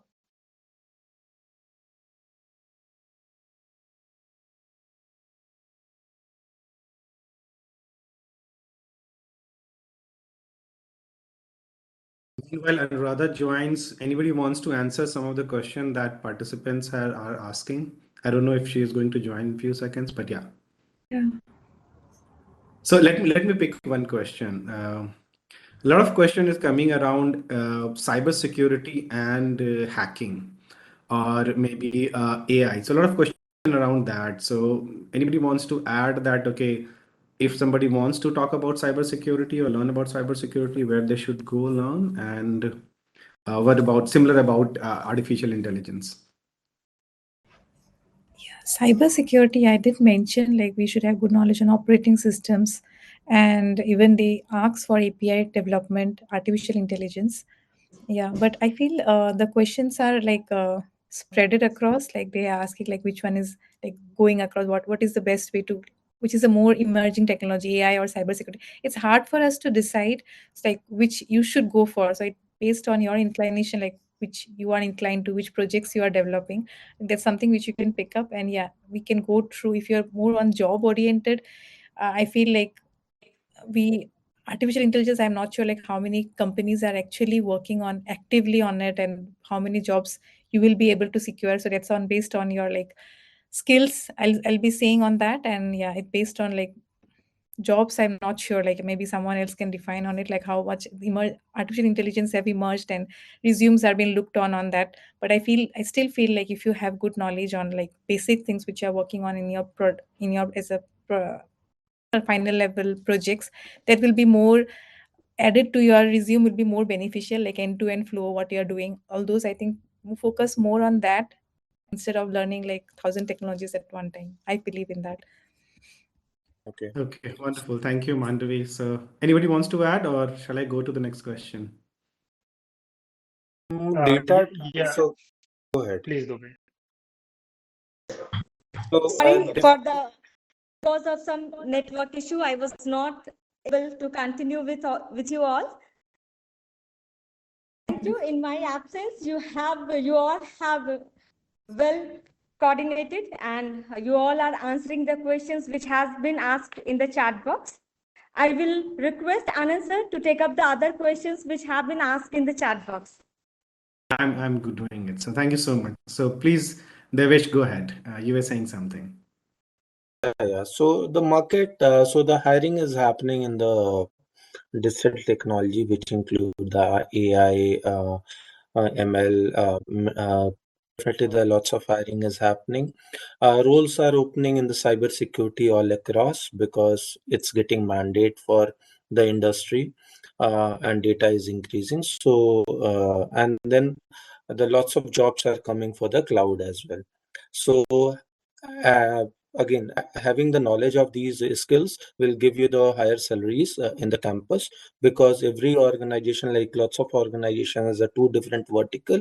One is a digital and one is a non-digital, where the salary slabs are different. Digital has a higher edge of salary. For example, I don't want to quote the company's name, but they have a salary slab like 8 lakh for digital, and normal for they are giving 4 lakh rupees. So same way we have also a different slab. So if you have certifications related to cloud, AI, ML, blockchain, IoT, cybersecurity, you'll definitely fall into the higher salary bracket. Yeah, Nasir. So, thank you, Devesh. Nasir, you wanted to continue. You were saying something. So, please go ahead. Yeah, so I was saying for AIML, so if you are looking for a job, so just make sure that you know how we can actually read the data from lidars or radars, and then if you want to start your career early on, so buy some hardware stuff and do some DIYs at your own. So buy some robotic car and then do programming on some like you have Python or embedded C, just do and like do that stuff. From YouTube you can get many lectures. Then you can actually mimic those and then create some models so that you can put them in your resume, and then your employer will get more focused on you. So these are the some recommendations if you are wanted to build your career in AIML. Sure. Wonderful. Thank you, Even Nasir. cloud, yeah, even I believe like we talked about cloud. So if you have good knowledge on cloud computation in any field like Oracle Cloud or Amazon, it's an added benefit in your resume. So it's good to go for cloud certifications as well, which is in high demand. One question probably Nidhi can pitch in for this. So, what is the need? So, I'm asking question from Aman, and it is what is needed to become a data scientist? Could you just a little bit add on that? We have courses for data scientists, I believe, like you should be good in maths, mathematics, and there are training courses been available. Thank you, Mandvi. Nidhi, you wanted to share something? Yeah, please go ahead. Yeah, I think on the data science, maybe I might not be the best person to talk about. So I'll pass this question to other panelists. Let me talk about. So I think I can address this question well. So I've been into this domain for quite some time. So see, if you want to become a data scientist, understand the market. Everything is driven by data. Right now, everybody cares about data. Data is the biggest asset right now. So behind the scene, whatever like mobile operation we are doing, everything is stored here. And I want as a business person to see it like this. Okay. So data scientist is the person revealing the secret out of data. That is one thing you have to know. So for that, you need to learn programming. Some of the programming that has already been discussed, I don't want to add on that. Python would be there. Some of the very high level programming is R programming. It's a little bit high advanced, but if you know matrices and all, that will work. And then you need to understand the something called ETL, extraction, transform, and load. So basically data extraction and cleaning, if it is in simple word. So if you do these two things, and then third thing is that making sense out of it. So you need to learn data visualization tool. That means Tableau, Salesforce, any kind of analytics tool, MicroStrategy, a lot of tools are there. So these are the combination of these three: collection of data, cleaning of data, and then making it available for people so that they can understand it. And then out of that, apply artificial intelligence and machine learning to make better predictions. So these are some of the things. So summarizing everything, like, okay, you should know simple programming language, you should know databases, you should know data visualization, and you should be able to think a little bit in terms of mathematical modeling, and which I think Nasir had already mentioned that how you can learn that. So yeah, probably that will complement the information that was asked. So I I hope, would yeah, please go ahead. That's an excellent point, and I know that I backed out from the data science, but I would like to add one thing, a little different aspect. That uh, one thing that we talked about in data science and data mining. Again, let's imagine that even though if you have a millions of data, and if I don't know what do I make out of it, what I am trying to understand from data, then those data is just numbers. I don't know what I'm looking out for. So those data would make sense only when my objective is clear. So everything starts from the objective.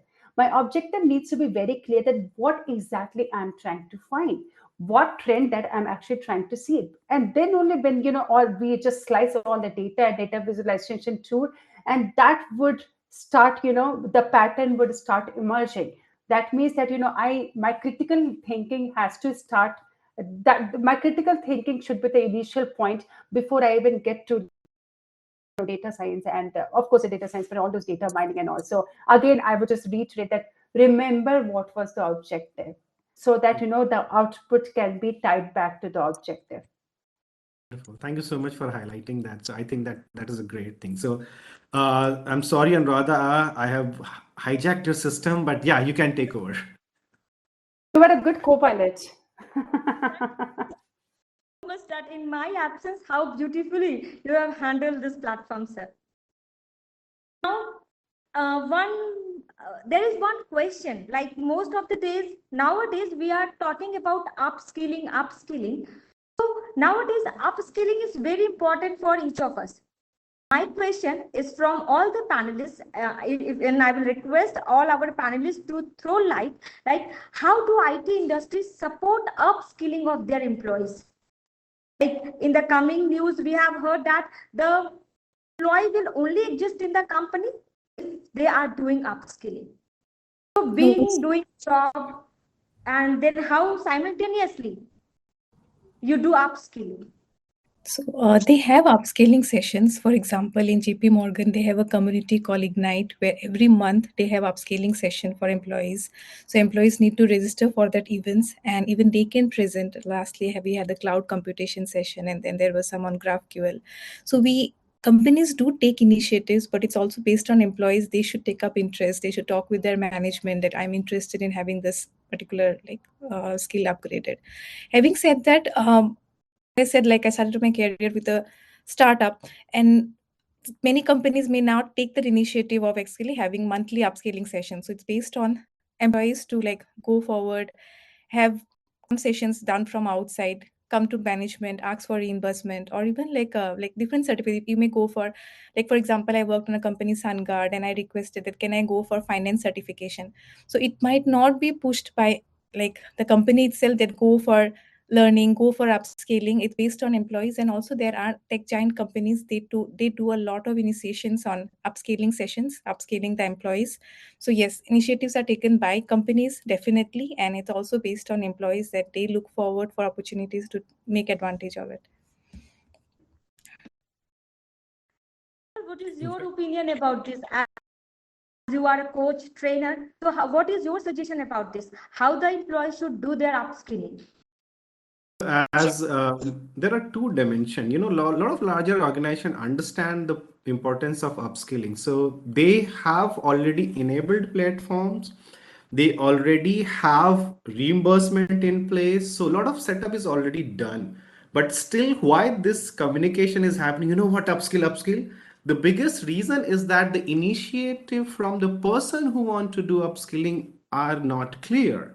So, for example, I want to become a senior manager or director, or maybe want to go into cybersecurity. I should be taking initiative. As an organization, I have provided you 200 things to get certificates on, but are you choosing one? Because I can't push you.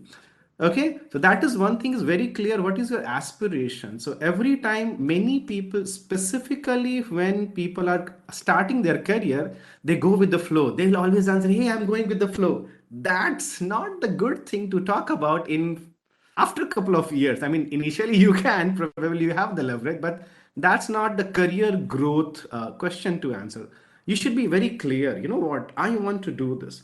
For example, right now I am not supposed to. I'm leading teams, but I'm not supposed to code. But I sat down and I learned Flutter to start coding. I'm creating my own app because I'm doing my productivity stuff. So I was using pen and paper. So can I do my app on my phone? I could still hire a person, but I sat and written the code. So point is that. So now initiative is mine.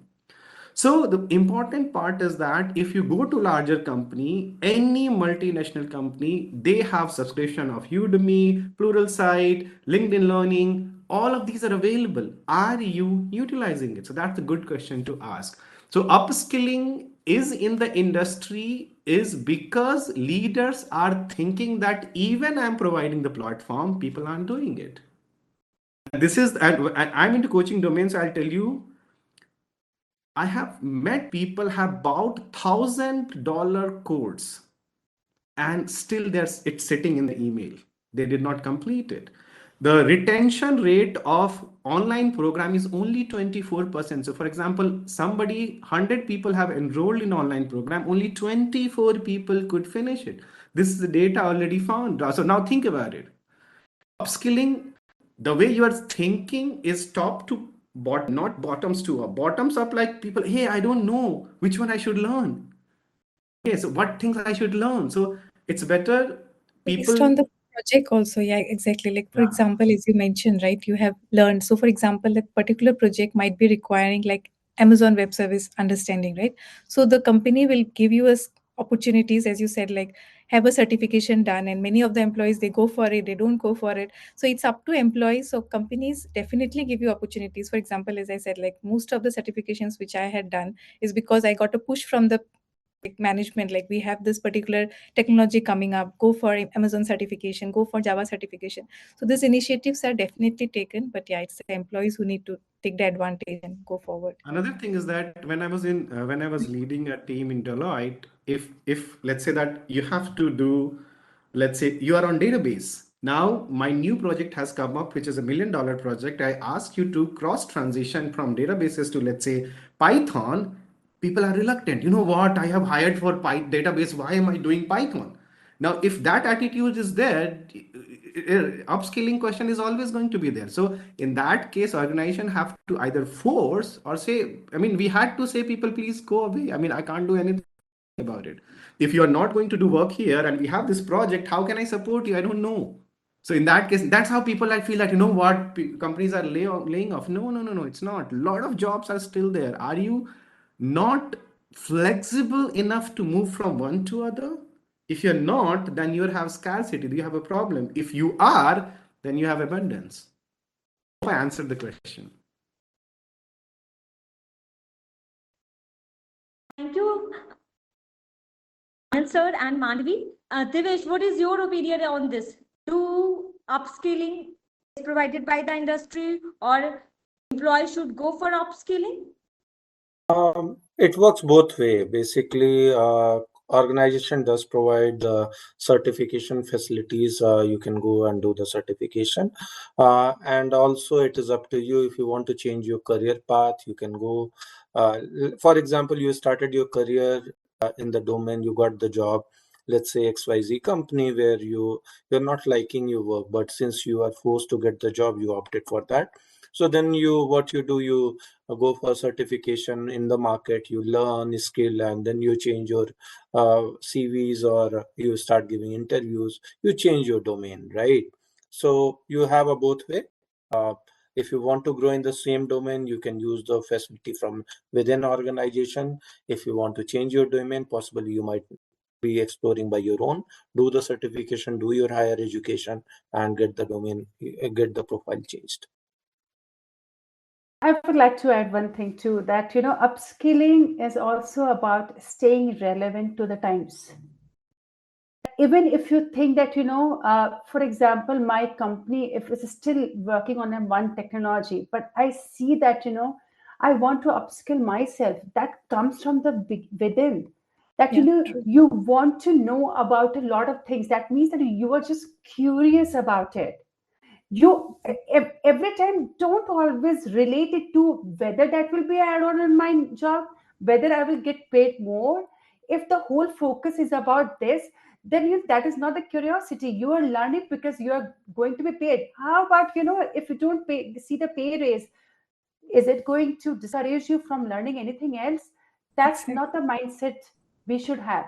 We should have the mindset of enriching ourselves. And trust me, you are the software engineers today, even in the person who is a very, very non-technical, maybe a marketing person who are doing the sales job, even they need to upscale themselves. So, Exactly. so that's the point I wanted to drive, because a lot of the questions I'm seeing is based on Yeah. what will pay What to more. pick up. Exactly. Yeah. What will And pay they're more?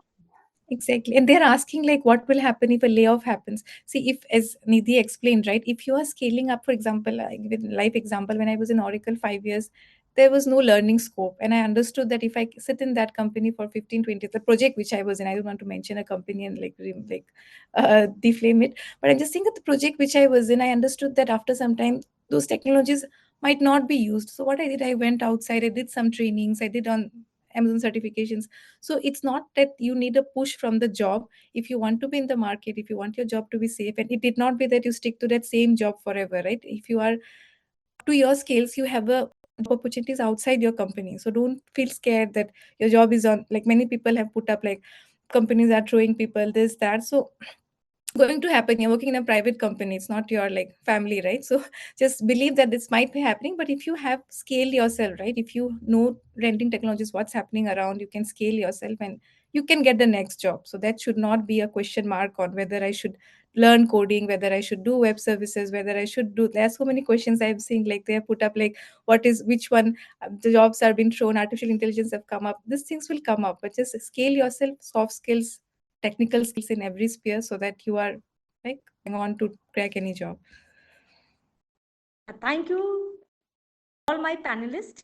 Even what is your opinion, Anu sir, about upskilling? We have heard from all our panelists. I worked in, I just joined this company, the current company, but I was in Wipro prior to that, and I was handling Americas for their SAP, sports, and all. There was a bunch of skills which I was handling.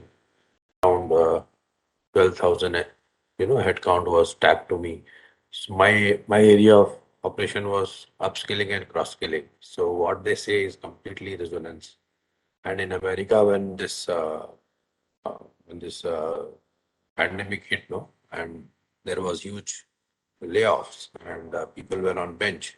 So we were encouraging them, even the senior guys, just cross skill and get into any project, or else you lose the job. And they started working, irrespective of what seniority you carried. And that is how it is. You are not married to your company. It's as simple. The company is doing business with you. Don't get too emotional about the organization. That's all I want to add here. Just be, yeah. Yeah, please. One thing which I want to tell you is why I started my career coaching is based on that only. So when I saw I was getting a lot of job offers, okay, because I generally give every 6 months interview to see if I'm relevant to the industry, okay. So I was getting a lot of jobs and my friends were getting laid off. And then when I was giving like higher the salary, my salaries are getting higher. My friends are like, oh my God, I don't have job. And then I decided, you know what, I need to help them. And that's where the initiation of my coaching started, that, you know what, now I'm not going to take a new job. I'm going to devote more time with my friends so that they can get better jobs. And I started helping. And that's what the cross skilling we are like talking about. There are few things you are good at. Can you append few things, like a plug few things which will make it better, and think in that direction. And having a tunnel view that, you know what, I'm just going to learn this and this is what forever is going to be my life, answer is no. So how you can expand? So initially we can start with a depth first. That means pick one technology and go deep, very deep into that. That is where you can get the kickstart. And then you have to do the breadth first. Then you have to expand yourself. No, don't try to expand first and go into depth. It's very hard. Go into depth first and then expand. This is the best way to create an umbrella which will help you float all the time. True. And I believe that the worry which freshers have is relevant because at the fresher level you are like you are in a black box, right? Of what's happening around. So just focus on having a like getting into a market and then you'll understand everything slowly. You'll scale up slowly. So those worries will be there. But yeah, just believe that if each of us, right, have been successful in our careers, each of you and the students, right, all of you can be successful. Just keep your focus, keep learning, and once you have been hired in the company, just turn like trying to understand it's not just about coding, learning teamwork and like working in a team environment, how it works, and careers will be smooth. So it's just the initial struggle and there's a light for everyone. Thank you, everyone. Now, this is the time to take few of the questions from the chat box. Previously, most of the questions were already taken up by our panelists and they have answered so well to our audience. Now, I will request our audience, if they want to ask some question, kindly raise your hand. Once you will raise your hand, we will provide you the opportunity to speak with our eminent panelist.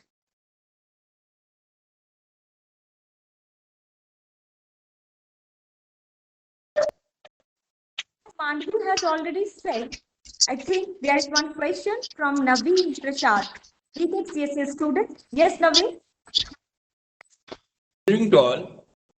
My question is for the sir. So how can I get an opportunity for internship in your company? And also, sir, please guide me about how we can get PPO after the internship. Okay. So usually, for us as a department, we are hiring from the campus itself directly. It's a campus process. So that's why we don't do the PPO at this point of time. We have for this year we have already onboarded the candidate, so they are already in the system from the January itself. Possibly next year, uh, we get in touch with means yeah, I'm already in touch with Amrendra, so possibly we'll definitely see how we can do that. Thank you.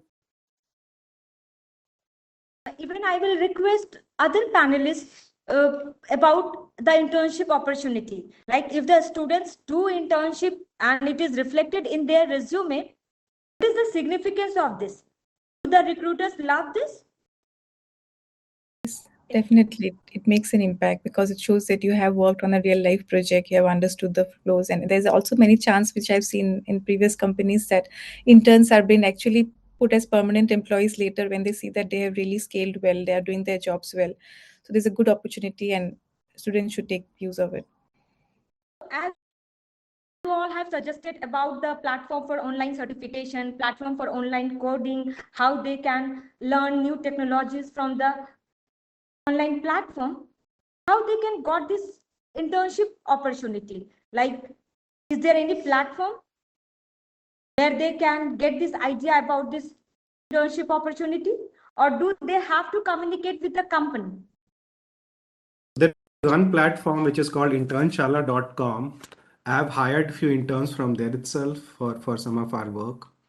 And when I say I've hired for my personal work, not for some other corporate work. But yeah, internshala is there that they can go about. There is some of the tools. I think one more platform I'm missing. One more platform is very much like Internshala. So just Google. Internshala is very popular in India. There are few equivalent US intern websites are as well there. So you can catch up on that, and There are lots especially of in yeah. especially in terms of remote work, a lot of jobs are available as of now, and people don't mind spending. If you are a little bit better in some of the basic criteria, they are generally get hired, and some of the internship are like free without any pay. Some, if you're not getting anything first time, go ahead with without pay, because what will happen, as soon you have that one line being intern here at this, then when you go to the next offering, it will be easy for people to pick, as it was said that, you know what, I would like to see that in the resume because it connects with what I'm looking for. So how hiring process happens is, we people look at the resume. When we look at the resume, we see what is relevant to the organization, and if internship what they have done is much relevant in that organization, they're the highly likely chances of getting the call increases, and also like they can get hired as well. So that happens. So resume, it builds the resume. Internship, as much you can do 5 6 10 internship every year, at least do 2 internship. Remote internships are available, and they are very good value add to your resume. One more questions regarding the internship. If the student do a physical internship, they will get a chance of PPO, post placement offer. But if they do this internship from remote platform, what will be the opportunity for the post placement? Like, they have to apply in the company only for the job. Both are available. I see a lot of industries there which I have known. They are, even you are doing online internship, you are hired. So for example, some of the organization, I know big organization, in COVID time, the internship was done on online. Everything, like lot of programming does not require a physical presence, especially in IT. Okay, so in that case, you don't need to visit. So in that case, if you are working well, in internship, they test, no, you know what, are you capable enough of handling stuff? If you are capable enough, you're good. I don't want to let you go, because for me as an organization, hiring is hard. Hiring is very hard. And this is the reason why people want interns. Okay. So if you're doing a great job, it's not like it's online or offline. In offline also, sorry, online also you get it. It's available. And Absolutely. this is I what will add that it is not really about, having a physical internship compared to virtual internship and then getting a placement or not. It depends on how is the organization trend also. Like, I've worked in some organization where the trend was that they used to go for a campus placement for the interns, pick them up in dozens, and then we knew as an organization policy that some of them would get absorbed.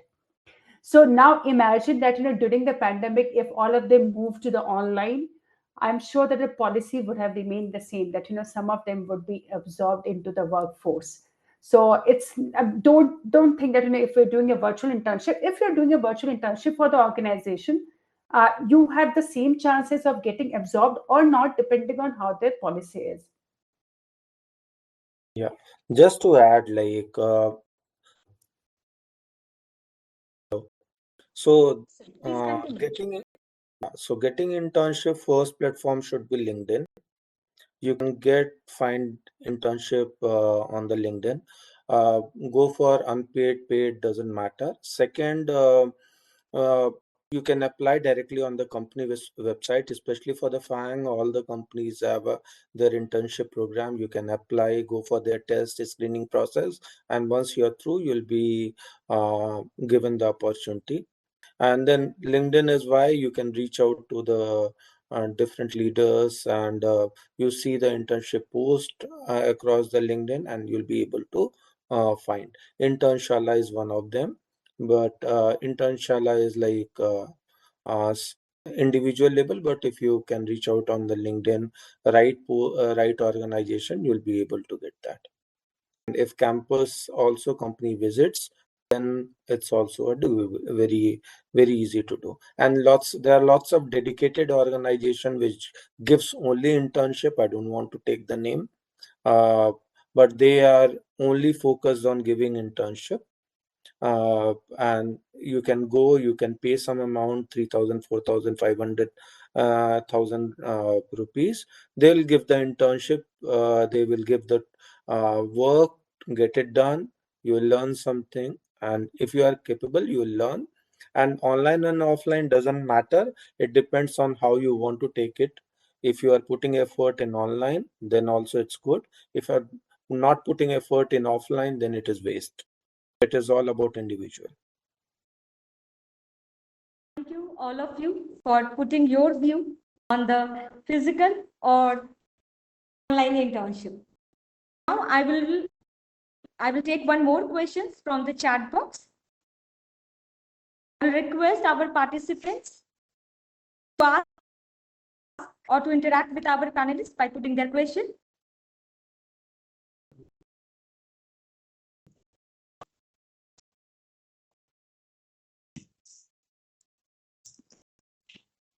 Hello, sir. Hello, ma'am. I'm a first year student of BCA. So my question is that what is the impact of our first placement? For example, let's suppose that I get placed in a company with a very less package, of course, after completing my BCA. So how does that impact my career? Does that have any bad impact in my career because I'm getting a less package at the starting? It actually depends on you how you take the journey. So there are people who start with a very high package and they don't scale up, or they sit in that company for a longer time and then they feel that their salary has gone down. So salary will be based on your appetite. Like suppose you start on a very low scale and then later you have got some opportunities, you got promoted, you changed company.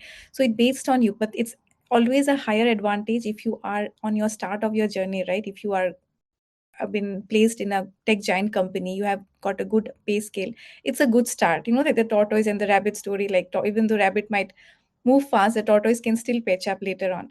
So it's just a matter of who runs faster. But yeah, it's an advantage to get placed in a tech giant company, and later, even if you are scaled, even if you are hired in a company where you are paid less, you can still upgrade yourself and move ahead. So there's always an opportunity in the market. Focus on learning, Astha. That's it.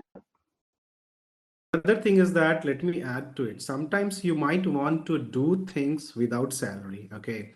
So let's say that you want to go to, as it was mentioned that in FANG company, you want to go and you want to literally do some very kick-ass job initially, right? In that case, what you do is probably I would go ahead and say that, you know what, give me 6 months or 3 months of internship. I'm not going to ask any money. And that gives you so much of leverage that when you go for the interview, you are going to be the top person, and like blindly they will select you because they want you. So initially try to think in terms of long term, not short term. Try to think in terms of, what input I'm going to have in my body that will make my body strong. Okay. So not sugar, something else. So for you, having a great asset or foundation built on technology, if you want to go in technology, or if you want to go in sales, great communication and sales skills, those are some of the foundational skills. Make sure that you are awesome at it. If you are at the top, salary, you are going to switch salary like this. Salary will flip it. As soon you say that, as soon I believe as an organization, you are the best person, I'm going to hire you. It does not matter what. Okay. So first salary, to answer your question, everybody, whatever said, first salary, does it make a difference? Yet it makes a difference to make you good or bad here. Will it make you good or bad in corporate? That entirely depends on what you do about those hours or duration that you put in getting those salary. Okay, so if in 6 months, let's say that you're not getting great salary, it's fine. So point is that are you go back to Naukri, see, hey, I want to become a senior product manager and I want to have 5 designations. I want to have these 5 skills learned. See which one is giving you that 5 skills. Go learn, even if for free. Ask Papa thoda sa aur paisa de do. That's fine. Okay, because after that you're going to return money Sood Samet with double interest and great return. This is how people scale their salary. Okay, so don't worry about it. It's not about money in the beginning. And see, when people hire fresher, a mindset of a company that I need to teach them. I need to spend at least 6 months to 1 year to make them ready to actually be payable for me. So you are liability for my company. So if you are trained and coming to my company, you are earning money from day one. So why don't I hire you? It's always profitable. So don't think in that context. Think in the context, am I efficient enough and stand up in front of those HR and say that, you know what, I am awesome at Python and I can do n number of things. I can show you I have done that. I can answer 50 question out of 10 question. Probably I fumble, but I'm still the awesomest person. And then you'll be hired. Very simple funda. As I see the chat box, most of the students have put one common question. Do they need to learn more than one programming language or they need to master only one programming language? What will be your suggestion? Yeah, I feel one is sufficient. Like if you are good at it and as Anand had said, right, go to Naukri, see what is trending. Like if you start learning C and you see that there are no jobs with C, at the end of life, I don't know, like for me, when I completed my education, immediately started job. I didn't have anyone to finance me. My father said, I'm not going to do that. So at the end of life, it's money at the end. So please check what is demanding, what is actually needed for jobs. Just don't play with your time and life, right? So just be serious, see what's actually trending in the market, go to Naukri, what is the requirement, scale on that particular technology, just pick up one, see what's trending, how many jobs are there on this requirement and go for it. Need not be 5-6 languages. Let me enter this discussion to the everybody's mind. You know what? Should I learn Python or Java or Flutter or Dart? See, I'll tell you one thing. Understand this concept. Language is basically the language. So for example, even if you have learned PHP, if you're awesome at PHP, you just need to know the translation. For example, if I would know how to ask for food in Hindi, I just have to translate it, right? So understand these are the different languages doing essentially 80 to 90% same stuff. So if you are good at one thing, you have learned one language in depth, then learning multiple language is much easier than learning multiple language parallelly. It's much easier. Very small transition and then bam, you're back. Okay. So if you're starting, go with one language. Doesn't matter what. You love language, pick that. Python, Java, kuch bhi. Pick that, go into the deep, do few projects, do few internship, and after that somebody asks, hey, do you know Flutter? Go to Google, find Flutter YouTube course, do it in 2 weeks. You are good at Flutter, you're good at some other stuff. I mean, any programming language do. Some of the programming language requires hard effort. So for example, AIML and all, that is where you need to put a lot of effort.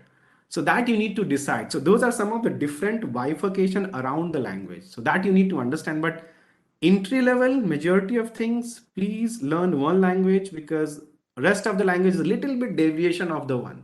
Okay, most of that. What a marvelous discussion. All the panelists have answered so well all the questions that I think the audience who are connected with us might have understood the importance of online certification, project, communication, and many other things that we have discussed today. It was a very fruitful discussion. I will thank all my panelists that they have answered so well. And Regarding some queries, it was an eye-opener for the students who aspire to pursue a career in IT industry. The value of the valuable suggestions provided by the experts today help the students in the selection of online certification courses, choice of major and minor project in their pre-final and final semester. The mixed opinion on the hybrid working by our esteemed guest was very interesting. Lesson. It was all about they feel in work from home or hybrid working mode. Even your suggestions about internship also adds a value to our students. And do they require to learn one language or more than one language? I think the audience who are connected with us must get to know that yes, you need to learn one language, but you need to master in that language, and all the opportunities are available for you. As we have a limited time and we are about to the end of the session, so now before moving to the vote of thanks, I will request all the students to fill the feedback form which is shared in the chat box. I will request participants to kindly fill the feedback form. After the successful submission of the feedback form, you will get e-certificate within a week. Even I don't want to stop this discussion. I don't know at what time it will go end, but as we have a limited time, so I have to go for the vote of thanks.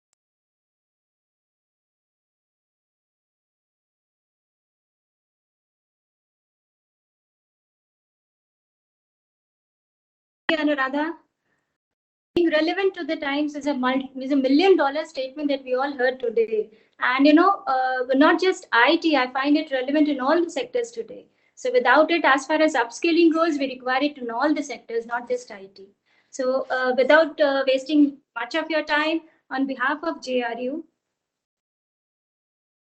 I, Dr. Ranjana Sinha, Head CMC, Training and Placements, convey my sincere regards and a big thank you to all our esteemed panelists, Mr. Devesh, Mr. Malik, Ms. Sarma, Ms. Shreya, Mr. Verma, and Mr. Shah.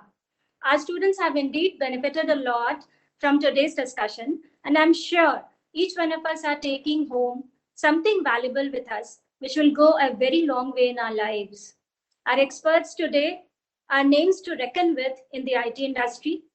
Dear panelists, please accept our sincere gratitude for sparing time from your already busy schedules and joining us today from different time zones. Special thank you to all our colleagues from JRU for making IT Conclave 2023 a huge success. Bye-bye and a very happy weekend to all of you. Bye-bye, take care. Thank you. Thank you so much. Thank you, ma'am. Bye, everyone. Take care. Bye-bye. Now we have reached to the end of the session. Once again, I will thank all my eminent speakers, corporate delegates, academicians, and our beloved students for joining us. I am Radha Sharma, signing off for the day. Thank you. Have a good day to all of you. Thank you, everyone. Have a nice Take care. weekend. Bye-bye. Bye-bye. Thanks everyone for joining us. Looking for long association with all of you.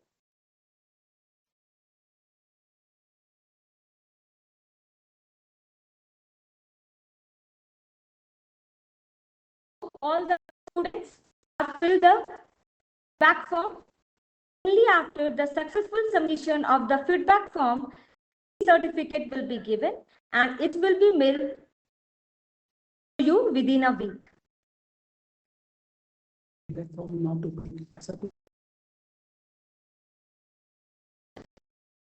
You can find the feedback form in the chat box. Can you see the chat box?